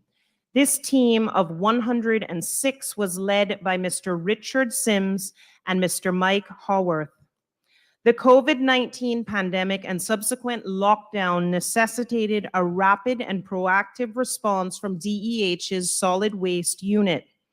This response was required to ensure continuity of service for collections, recycling, and disposal of garbage and hazardous waste across all the islands. This was particularly necessary in order to maintain high standards of public health and to assist with minimizing the spread of the virus.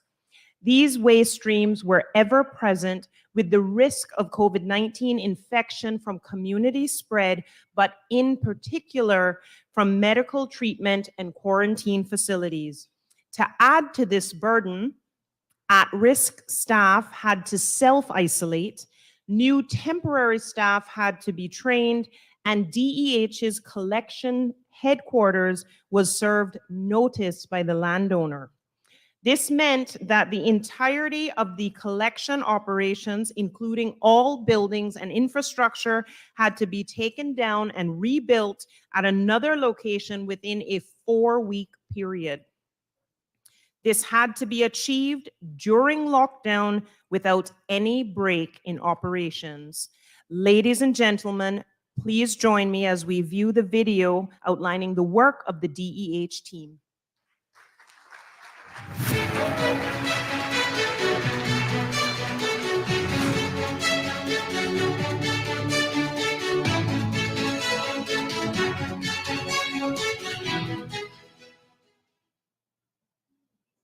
In the heights of COVID, we're having to deal with all the pandemic that's going on, the challenge with dealing with collections. We had equipment problems at the time as well. So having to deal with all of that, and then all of a sudden you get a call that you have to vacate the premises for which you occupy now. Even though the country was locked down, we still had to operate because there's still waste being generated daily. And it was indeed a very challenging time for all of us. But we got through it, and these guys moved mountains. During the heights of COVID, as you can imagine now, here we are, how to split the team.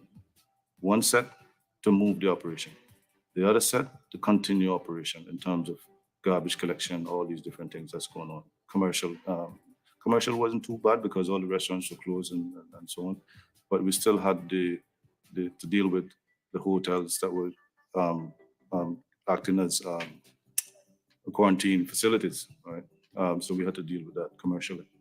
One of the good things about Department of Environmental Health, we've always trained our team before COVID, the hygiene, protection, all these different things. So, you know, it was second nature to us anyway. In the early stages, there weren't a lot known about COVID, right? So we had to look at, okay, how do we protect ourselves if they put it in the waste? Is it transferable? How is it transferable? So, you know, we just had that constant reminder to ourselves that we have to, you know, protect ourselves so that when we're done here, you can have a nice shower at our facility and then go home to your families nice and clean. You know, I'm really proud of the team that I have.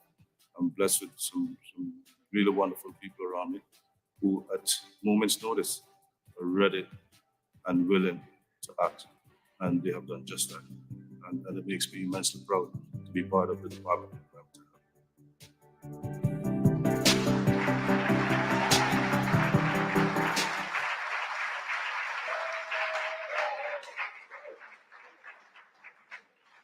The final team in this category is the combined NEOC COVID-19 response team and the Hazard Management National Response Team. While many may think that 2020 started for hazard management staff on Tuesday, 28th January with a 7.7 magnitude earthquake, 23 aftershocks, and a tsunami scare, this team had already begun working closely with the Chief Medical Officer and Public Health England to review the island's pandemic plan and prepare for the imminent arrival of the coronavirus. On March 3rd, prior to the WHO announcing a global pandemic, the National Emergency Operations Center was activated. During the COVID-19 pandemic, HMCI coordinated the activities of the NEOC by working closely with the Deputy Governor and a vast number of stakeholders, many of whom are here tonight and come from the public sector, private sector, and non-governmental organizations. These various members came together in the NEOC to achieve a single laser-focused mission to respond as effectively as possible to the threat of COVID-19 in the Cayman Islands and to save lives, especially among our elderly and vulnerable. NEOC was responsible for a number of activities during the pandemic, including the establishment of the award-winning Emergency Field Hospital and the quarantine facilities. For 104 days, the NEOC worked diligently to minimize and contain the threat of COVID-19, the result of which was the eventual elimination of community spread of the virus. Persons in the Cayman Islands were kept safe from harm, and they were able to enjoy freedoms that almost no other place in the world was able to enjoy. Ladies and gentlemen, let's take this opportunity to hear about the work of this outstanding team.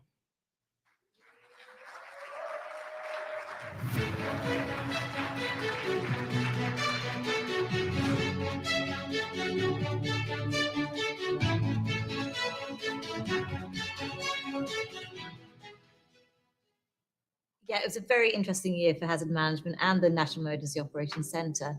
And we did start with 7.7 earthquake, as well as obviously the 23 aftershocks, tsunami scare, dust, tropical storms. We had 3 tropical storms. And COVID obviously started very early on. And we were in a Public Health England conference in Miami in January with the Chief Medical Officer. And we realized then it was going to be a big issue. You know, we looked around the world and we had the benefit of seeing around the world what was happening.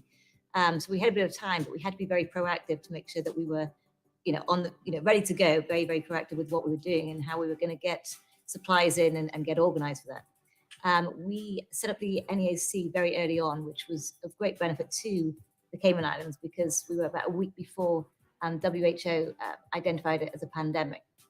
And I think those kind of measures really helped making sure that we were on the front foot of this as opposed to back foot. So we were always ready to proactively get things in advance, set things up, and ensure that, we had to just adapt accordingly. I think trying to adapt, albeit some very, very long nights and some very long hours, was it put us in the position we were in, and a lot of teamwork to really help each other out and carry each other when times got really tough.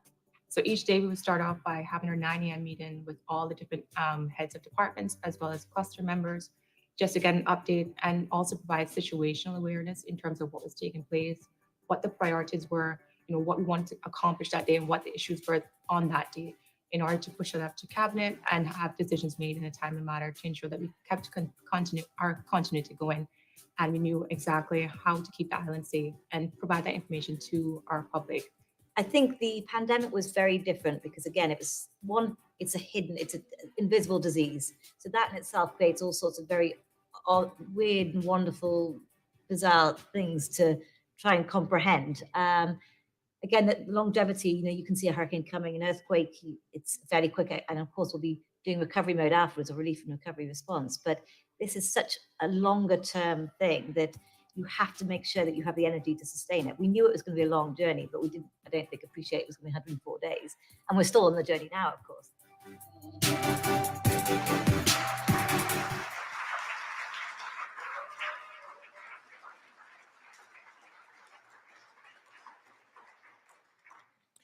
I now ask the 3 finalist teams to come forward. I'm pretty sure we're not going to fit you all on the stage. So we'll have to get creative.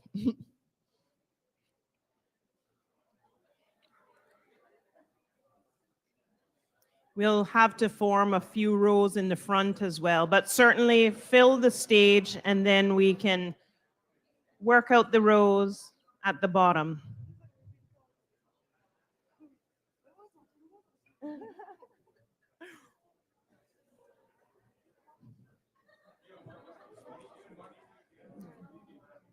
Hi.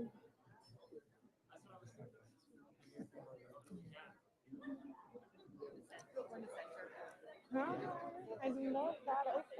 I love the earrings.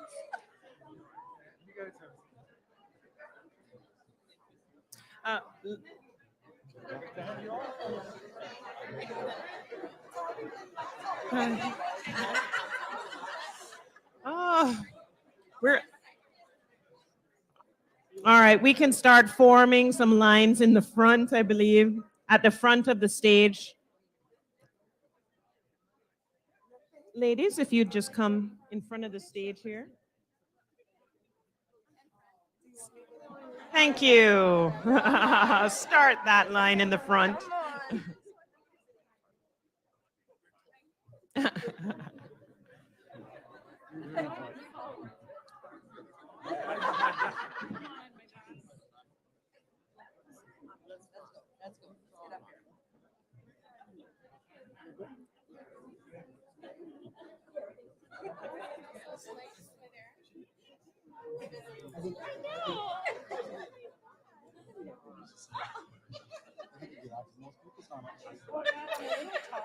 Deputy Governor and Your Excellency, if you could make your way to the stage.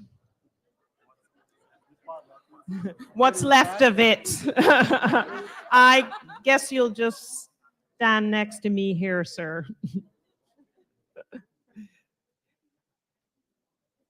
And if the chief officer, well, I think that would be every chief officer, wouldn't it? Remain seated. We have no more space. And the winning team in category 4, and this obviously was a very, very tight race, a lot of amazing work done. The winning team in category 4 is the combined NEOC COVID-19 response team and the Hazard Management National Response Team.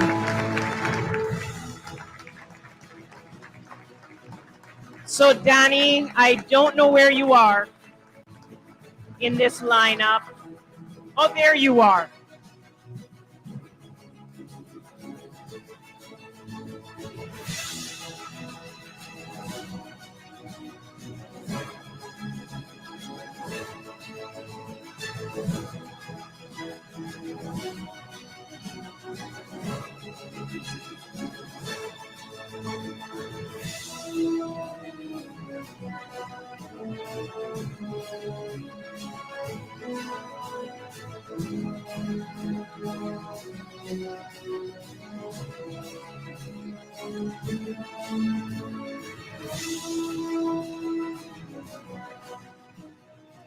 Congratulations to the winning team as well as the runner-ups. Thank you.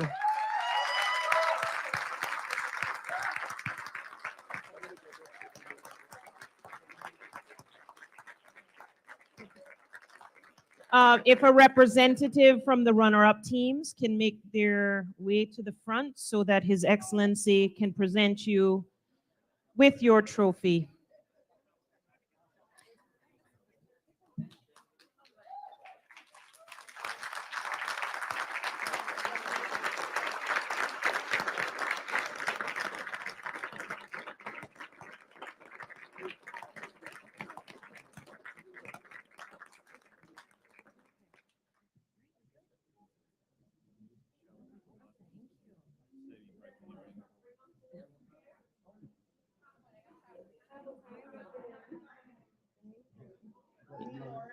No. Okay.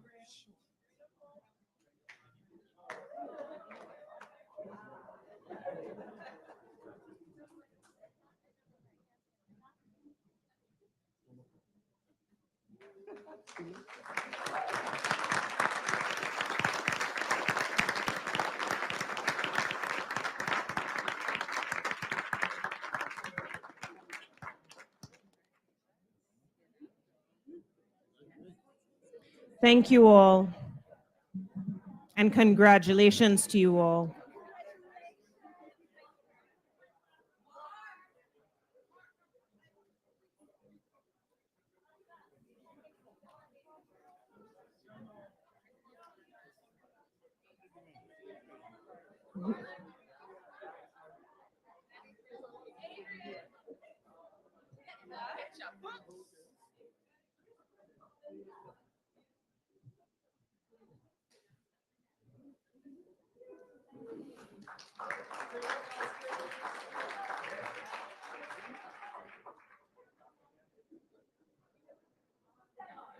Hello, how are you?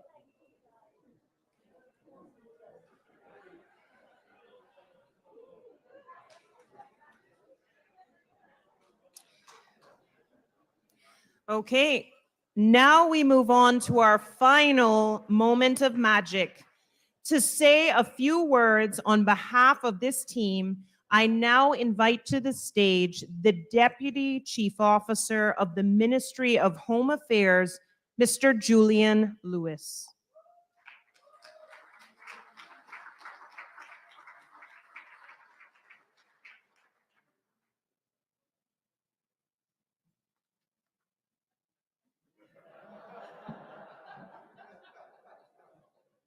I too am a little challenged.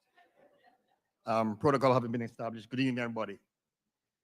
Tonight, I want to tell you about a very small unit that's being referred to and continues to be referred to as the first of the first responders. We're the back office. We're the guys that I consider to keep you safe every night. We're never seen, never really heard all that much. I'm confident that our DG knows about us because he spoke to me last week. He says, "You're doing a good job."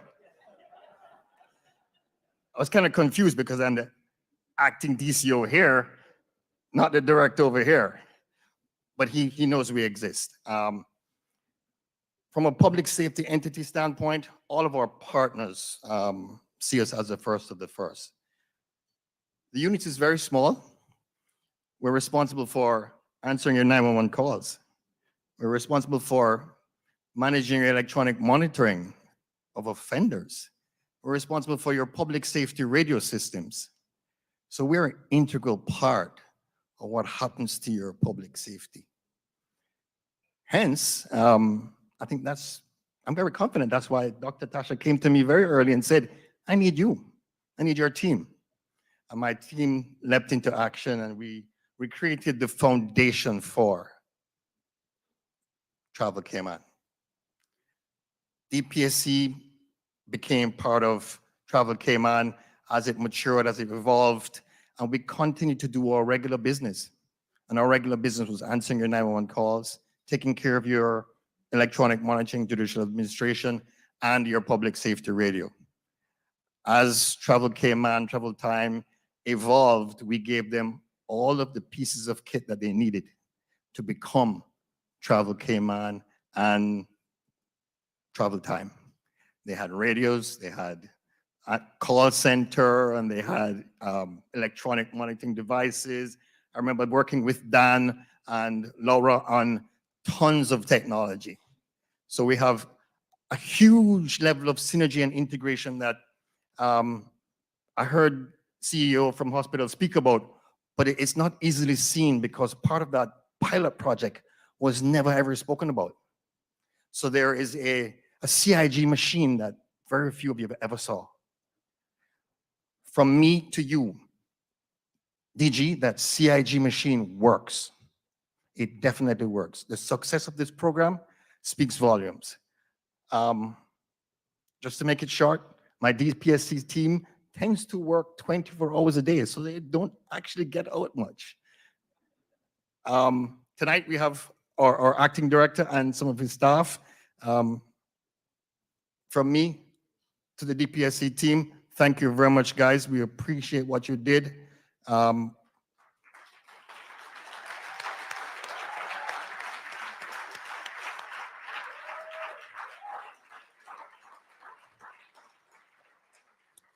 I'd also like to say that there are several other entities within CIG that stood up immediately when Dr. Tasha called and said, "Make this happen."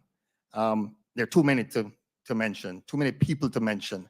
There are people who are probably still upset with me now because Chief Officer Howell said, "Get it done."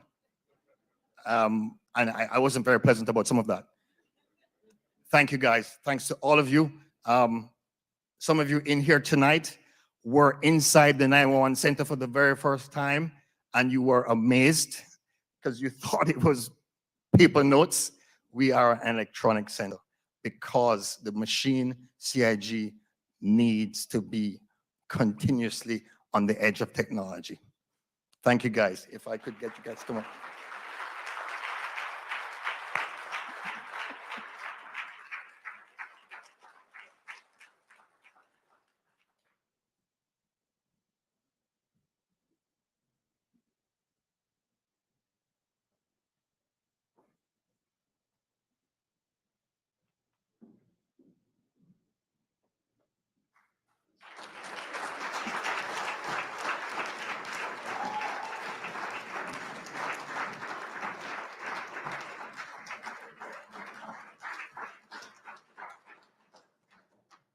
Because I am no longer the director, I will ask the acting director to pose.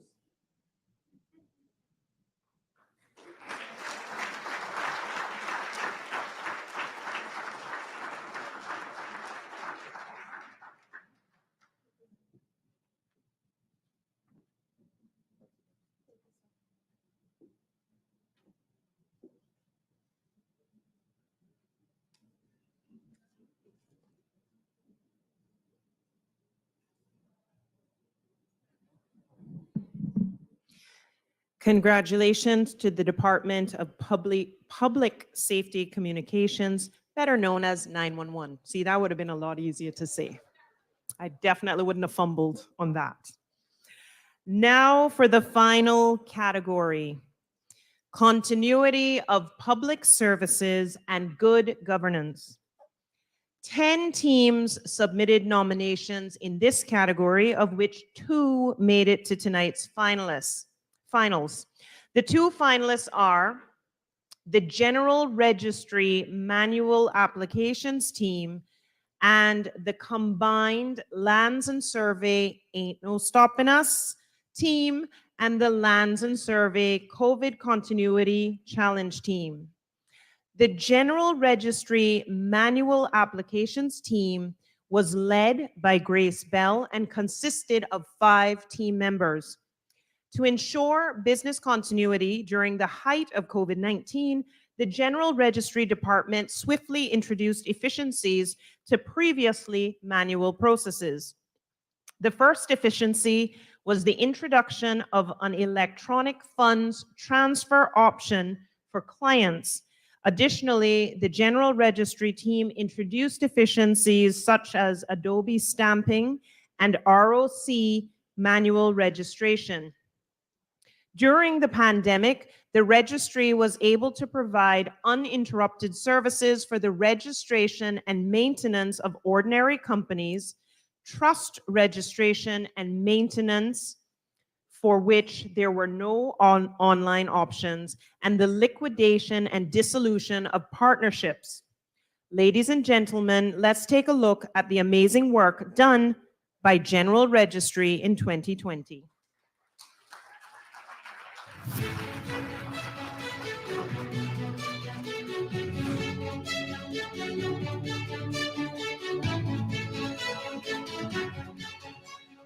About 3 days before we actually got the order to lock down, we recognized that it was going to affect us at some point, and we needed to be prepared because General Registry was one of the very important departments to the financial services industry.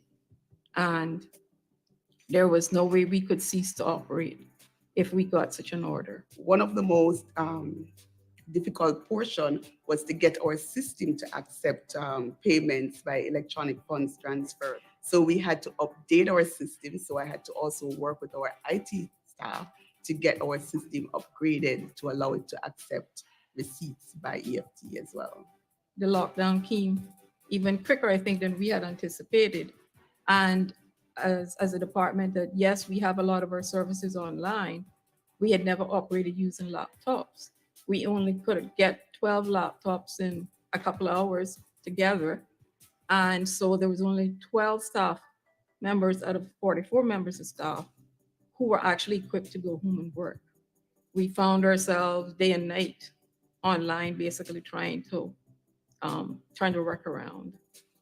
Okay, in 2020, we collected over $186 million, and about 2/3 of which would have been collected within that period when we were in lockdown. 100,000 companies, they were still having activities, filing changes, you know, when they change directors and officers, when they change a name, change their registered offices, etc. So even though they are already registered, there are a number of changes that they need to file on a daily basis.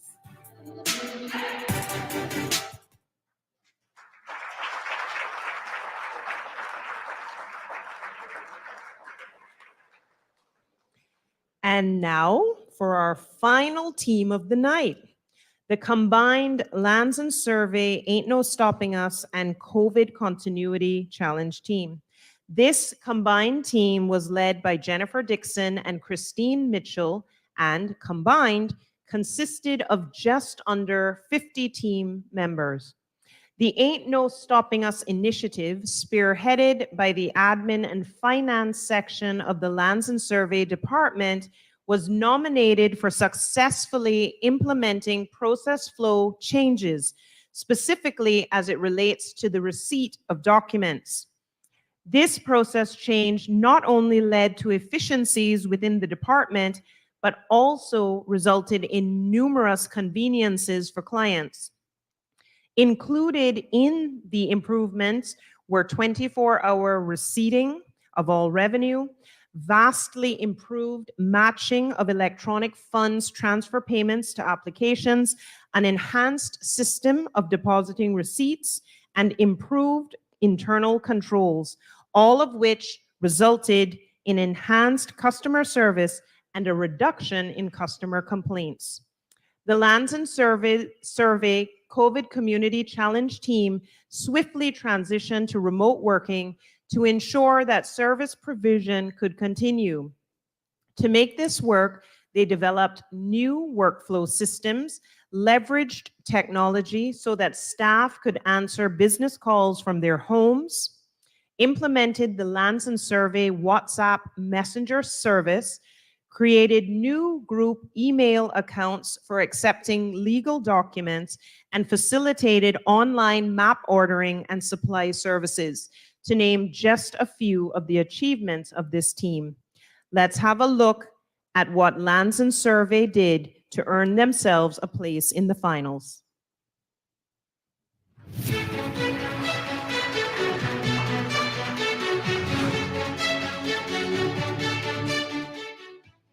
So when we went into lockdown in 2020, the first thing that we thought of was, gosh, we have to continue because persons are buying property.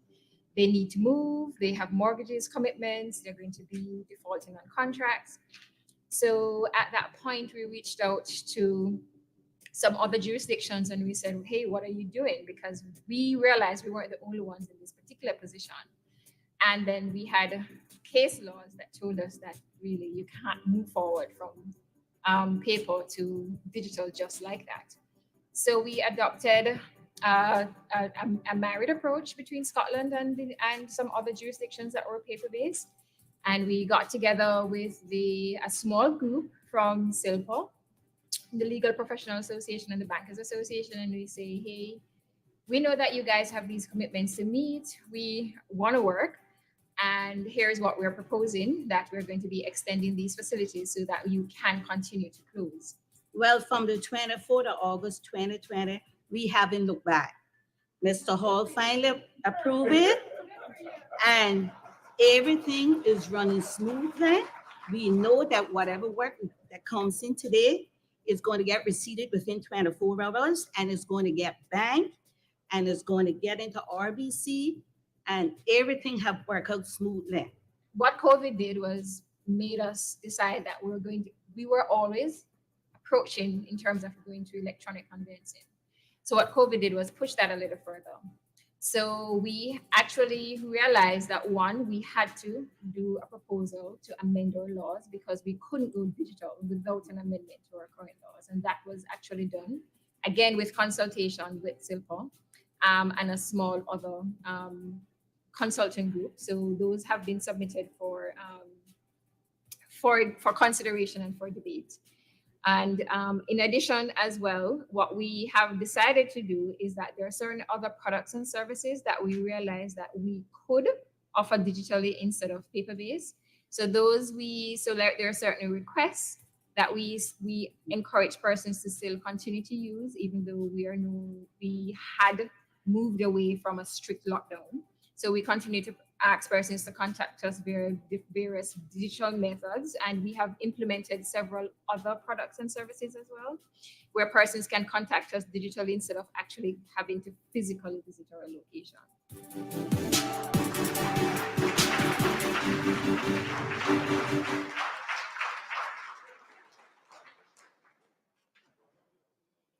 All right, folks, let's find out who the winner of Category 5 is. Category 5 finalist teams, please make your way to the stage. I'll also ask the Deputy Governor and His Excellency the Governor to return to present the awards to the recipients. If the chief officers are in attendance, you may also make your way to the stage, as well as the minister with responsibility for either of these teams.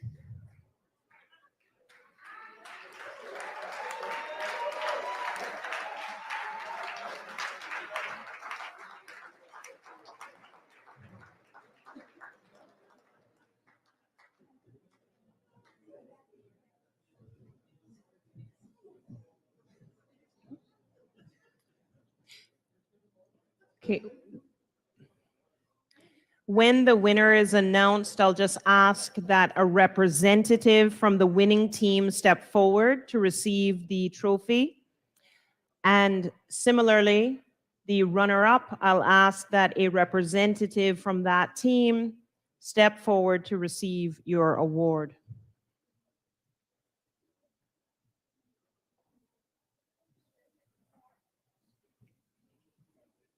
Okay, after that big group just now, I am confident that you all can fit on this stage. We can make this work. Almost there.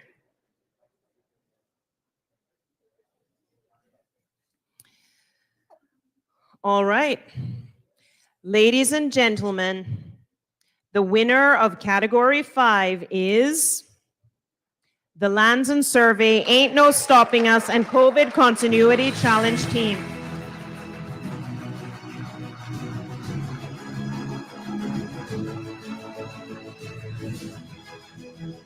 Which makes General Registry the runner-up. Congratulations to both teams to making it to the finals.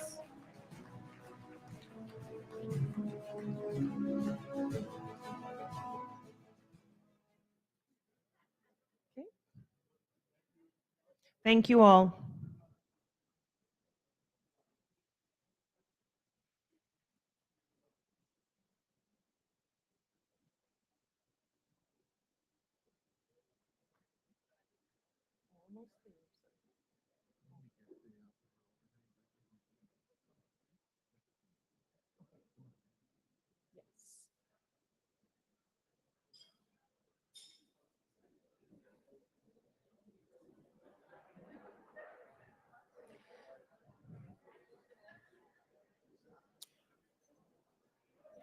Okay, folks, that concludes the categories. With the winners of each category now known, it is time for us to learn which of them is the 2020 Team of the Year. Now, I know it's been a long night, and some of you may be ready to get home, but I would appreciate a little enthusiasm as I call the names of the 5 finalists who are now in the running for Team of the Year. So, will it be the Public Works Department's Construction Trades Training Program?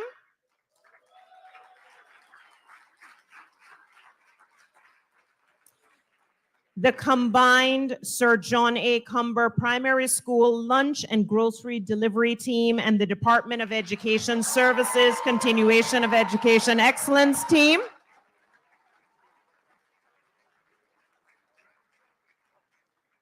Curfew time.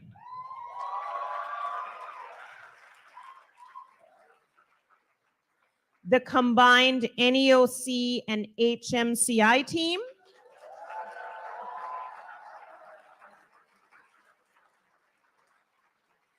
Or the Lands and Survey Ain't No Stopping Us and COVID Continuity Challenge team?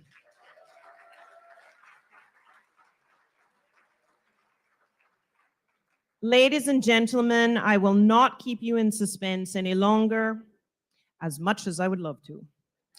I now invite to the podium the Chief Officer of the Portfolio of the Civil Service, Mrs. Gloria Macfield Nixon, to announce the 2020 Team of the Year.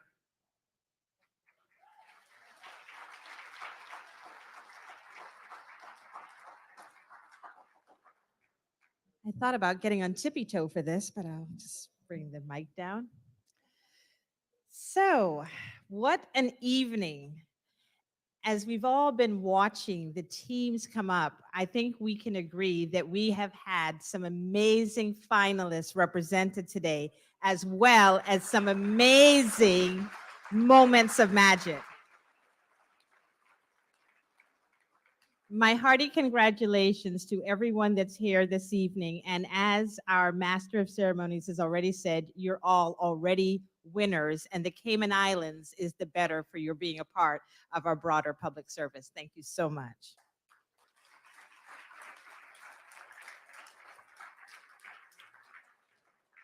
So in 2020, we went with teams, and we have been discussing this for quite some time. The DG talked to us about really what was going to make it possible for us to commemorate the amazing contributions that took place across our public service in 2020. And when we were really contemplating what exactly is a world-class civil service, we realized the resounding answer is that a world-class civil service is whatever its public needs it to be. In 2020, the public needed us to break down silos and to work together to create safety, to create opportunities for our people to be able to live, to work, to create an opportunity and a pathway for us to get back to what we have today, which is a resumption of our new normal, with all of our enterprise going, including tourism, finally being able to reopen. The work that's been done by the teams we're celebrating today have paved the way for all of us to be able to be in this room today. But the Deputy Governor, an ever wise man, realized that with the 2020 awards celebrating teams, then we should also do the assessment a little differently and enter our private sector members of our judges panel. I'd like to just thank them once again. What they didn't say is that they were impaneled not for a few hours or a day. They met over several days, coming up with reviewing the short list. They were interviewing all of the finalist teams in order to identify the teams that would win each category and the team of the year. And we caught some of the persons who were presenting crying, but I wish we had a camera that pointed back to the panel. Woody, I'm not calling any names, but I have been told that there wasn't a dry eye on the panel.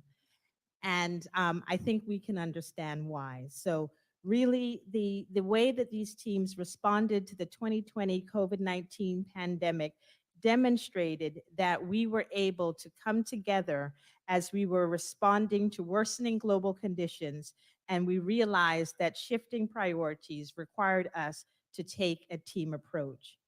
We did so working not just within our own departments as teams or within our ministries as teams or within the civil service or the public sector, but our entire community united. And I believe that the work that has been made possible as a result has been ably demonstrated tonight. So many thanks to everyone who have participated tonight in our proceedings. Now, in looking at the team of the year, what was it that our panel of judges were looking at? And unlike the DG's individual awards, the team awards were really looking at exactly how is it that they were able to demonstrate innovation, the results that were achieved, the teamwork, professionalism, and the impact. Did that impact just result in a successful project or initiative?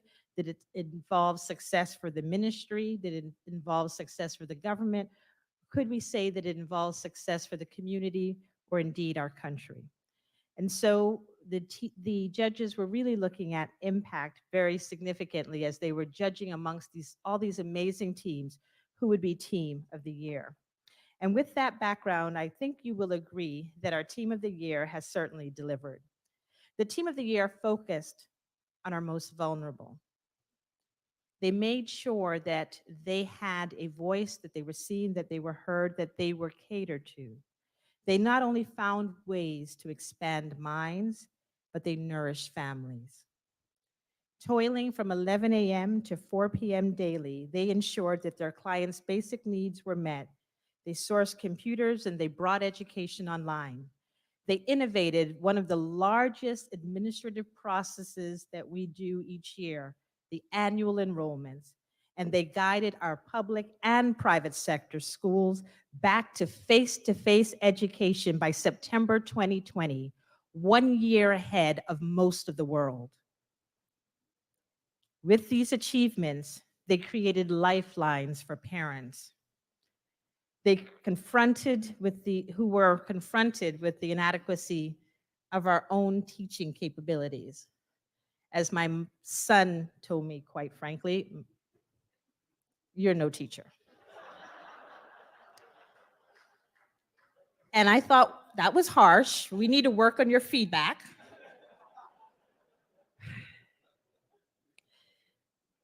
They not only catered to the needs of our families, they facilitated nation building by giving Cayman a strategic advantage in having our children back in face-to-face education. They were expanding their minds, preserving their mental health, and returning laughter to our islands. This team also demonstrated that teamwork isn't just something that we do with people we work with. They demonstrated that real teamwork can be achieved and magic can be achieved when we work also with civil society. Joining with the Alex Panton Foundation, Cayman Food Bank, Feed Our Future, and the Kiwanis Club of Grand Cayman, they made really magical things happen. I would ask you to join me in congratulating the Team of the Year, the combined team of the Department of Education Services and Sir John A. Cumber Primary School's Lunch and Grocery Delivery Program.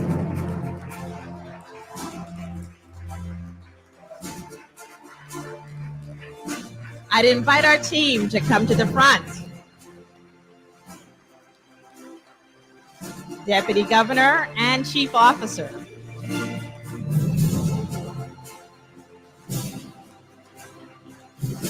Deputy Premier and Premier, please join us at the front.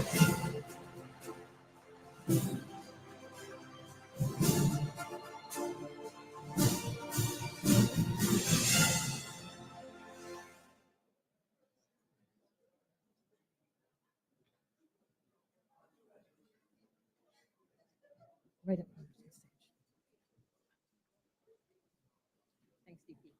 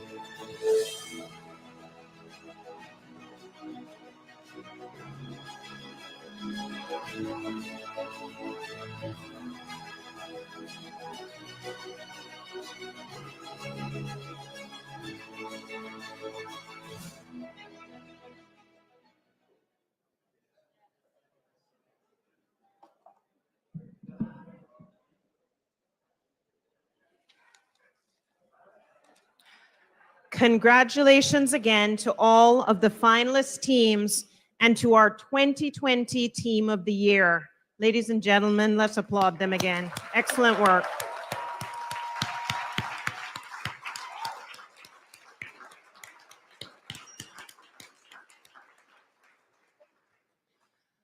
I would like to thank everyone who played a part in making tonight's ceremony possible.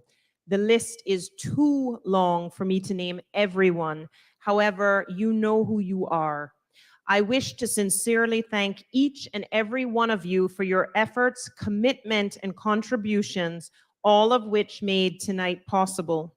To the Honorable Deputy Governor, who created this incredible Team Awards program, I wish to thank you on behalf of the civil service and everyone here tonight for your unwavering leadership, vision, and commitment to the civil service and to this country. Thank you. Ladies and gentlemen, that officially concludes the evening. Thank you for attending, and I wish you all a pleasant night and a safe journey home. Thank you. Oh, sorry. I'm being told there's... Oh, sorry. I need to allow the winning team a moment to offer their remarks about their victory. Mark and Miss Tammy, come on down.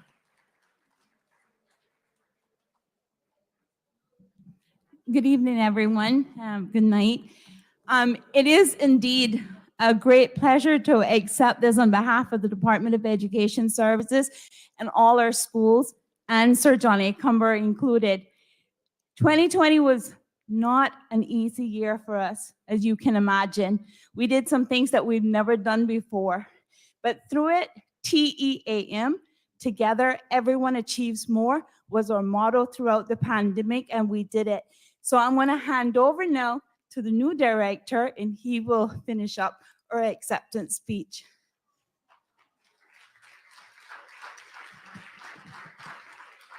Thank you, Ms. Tammy, and good night, colleagues. No, challenge is just an opportunity in disguise. I say it often, and 2020 proved that. We faced a number of challenges, but in each and every example that we saw tonight, we saw the opportunities being grasped and the pivoting of the various teams to doing something that is more than amazing in each and every instance. Our awards that we've accepted tonight are not for us. They're for our colleagues who have worked tirelessly to not only provide instruction to our children, but to be psychologists, to be counselors, to be meal delivery people, to be the ear for our parents or general population. It's for them. So the teachers, I salute you. The administrators, I salute you. Sir John A. Cumber, I salute you. And each and every school that has done everything that they can to make sure that our children not only receive the instruction but stayed safe and well, this is for you. So we thank you once again. Have a pleasant night.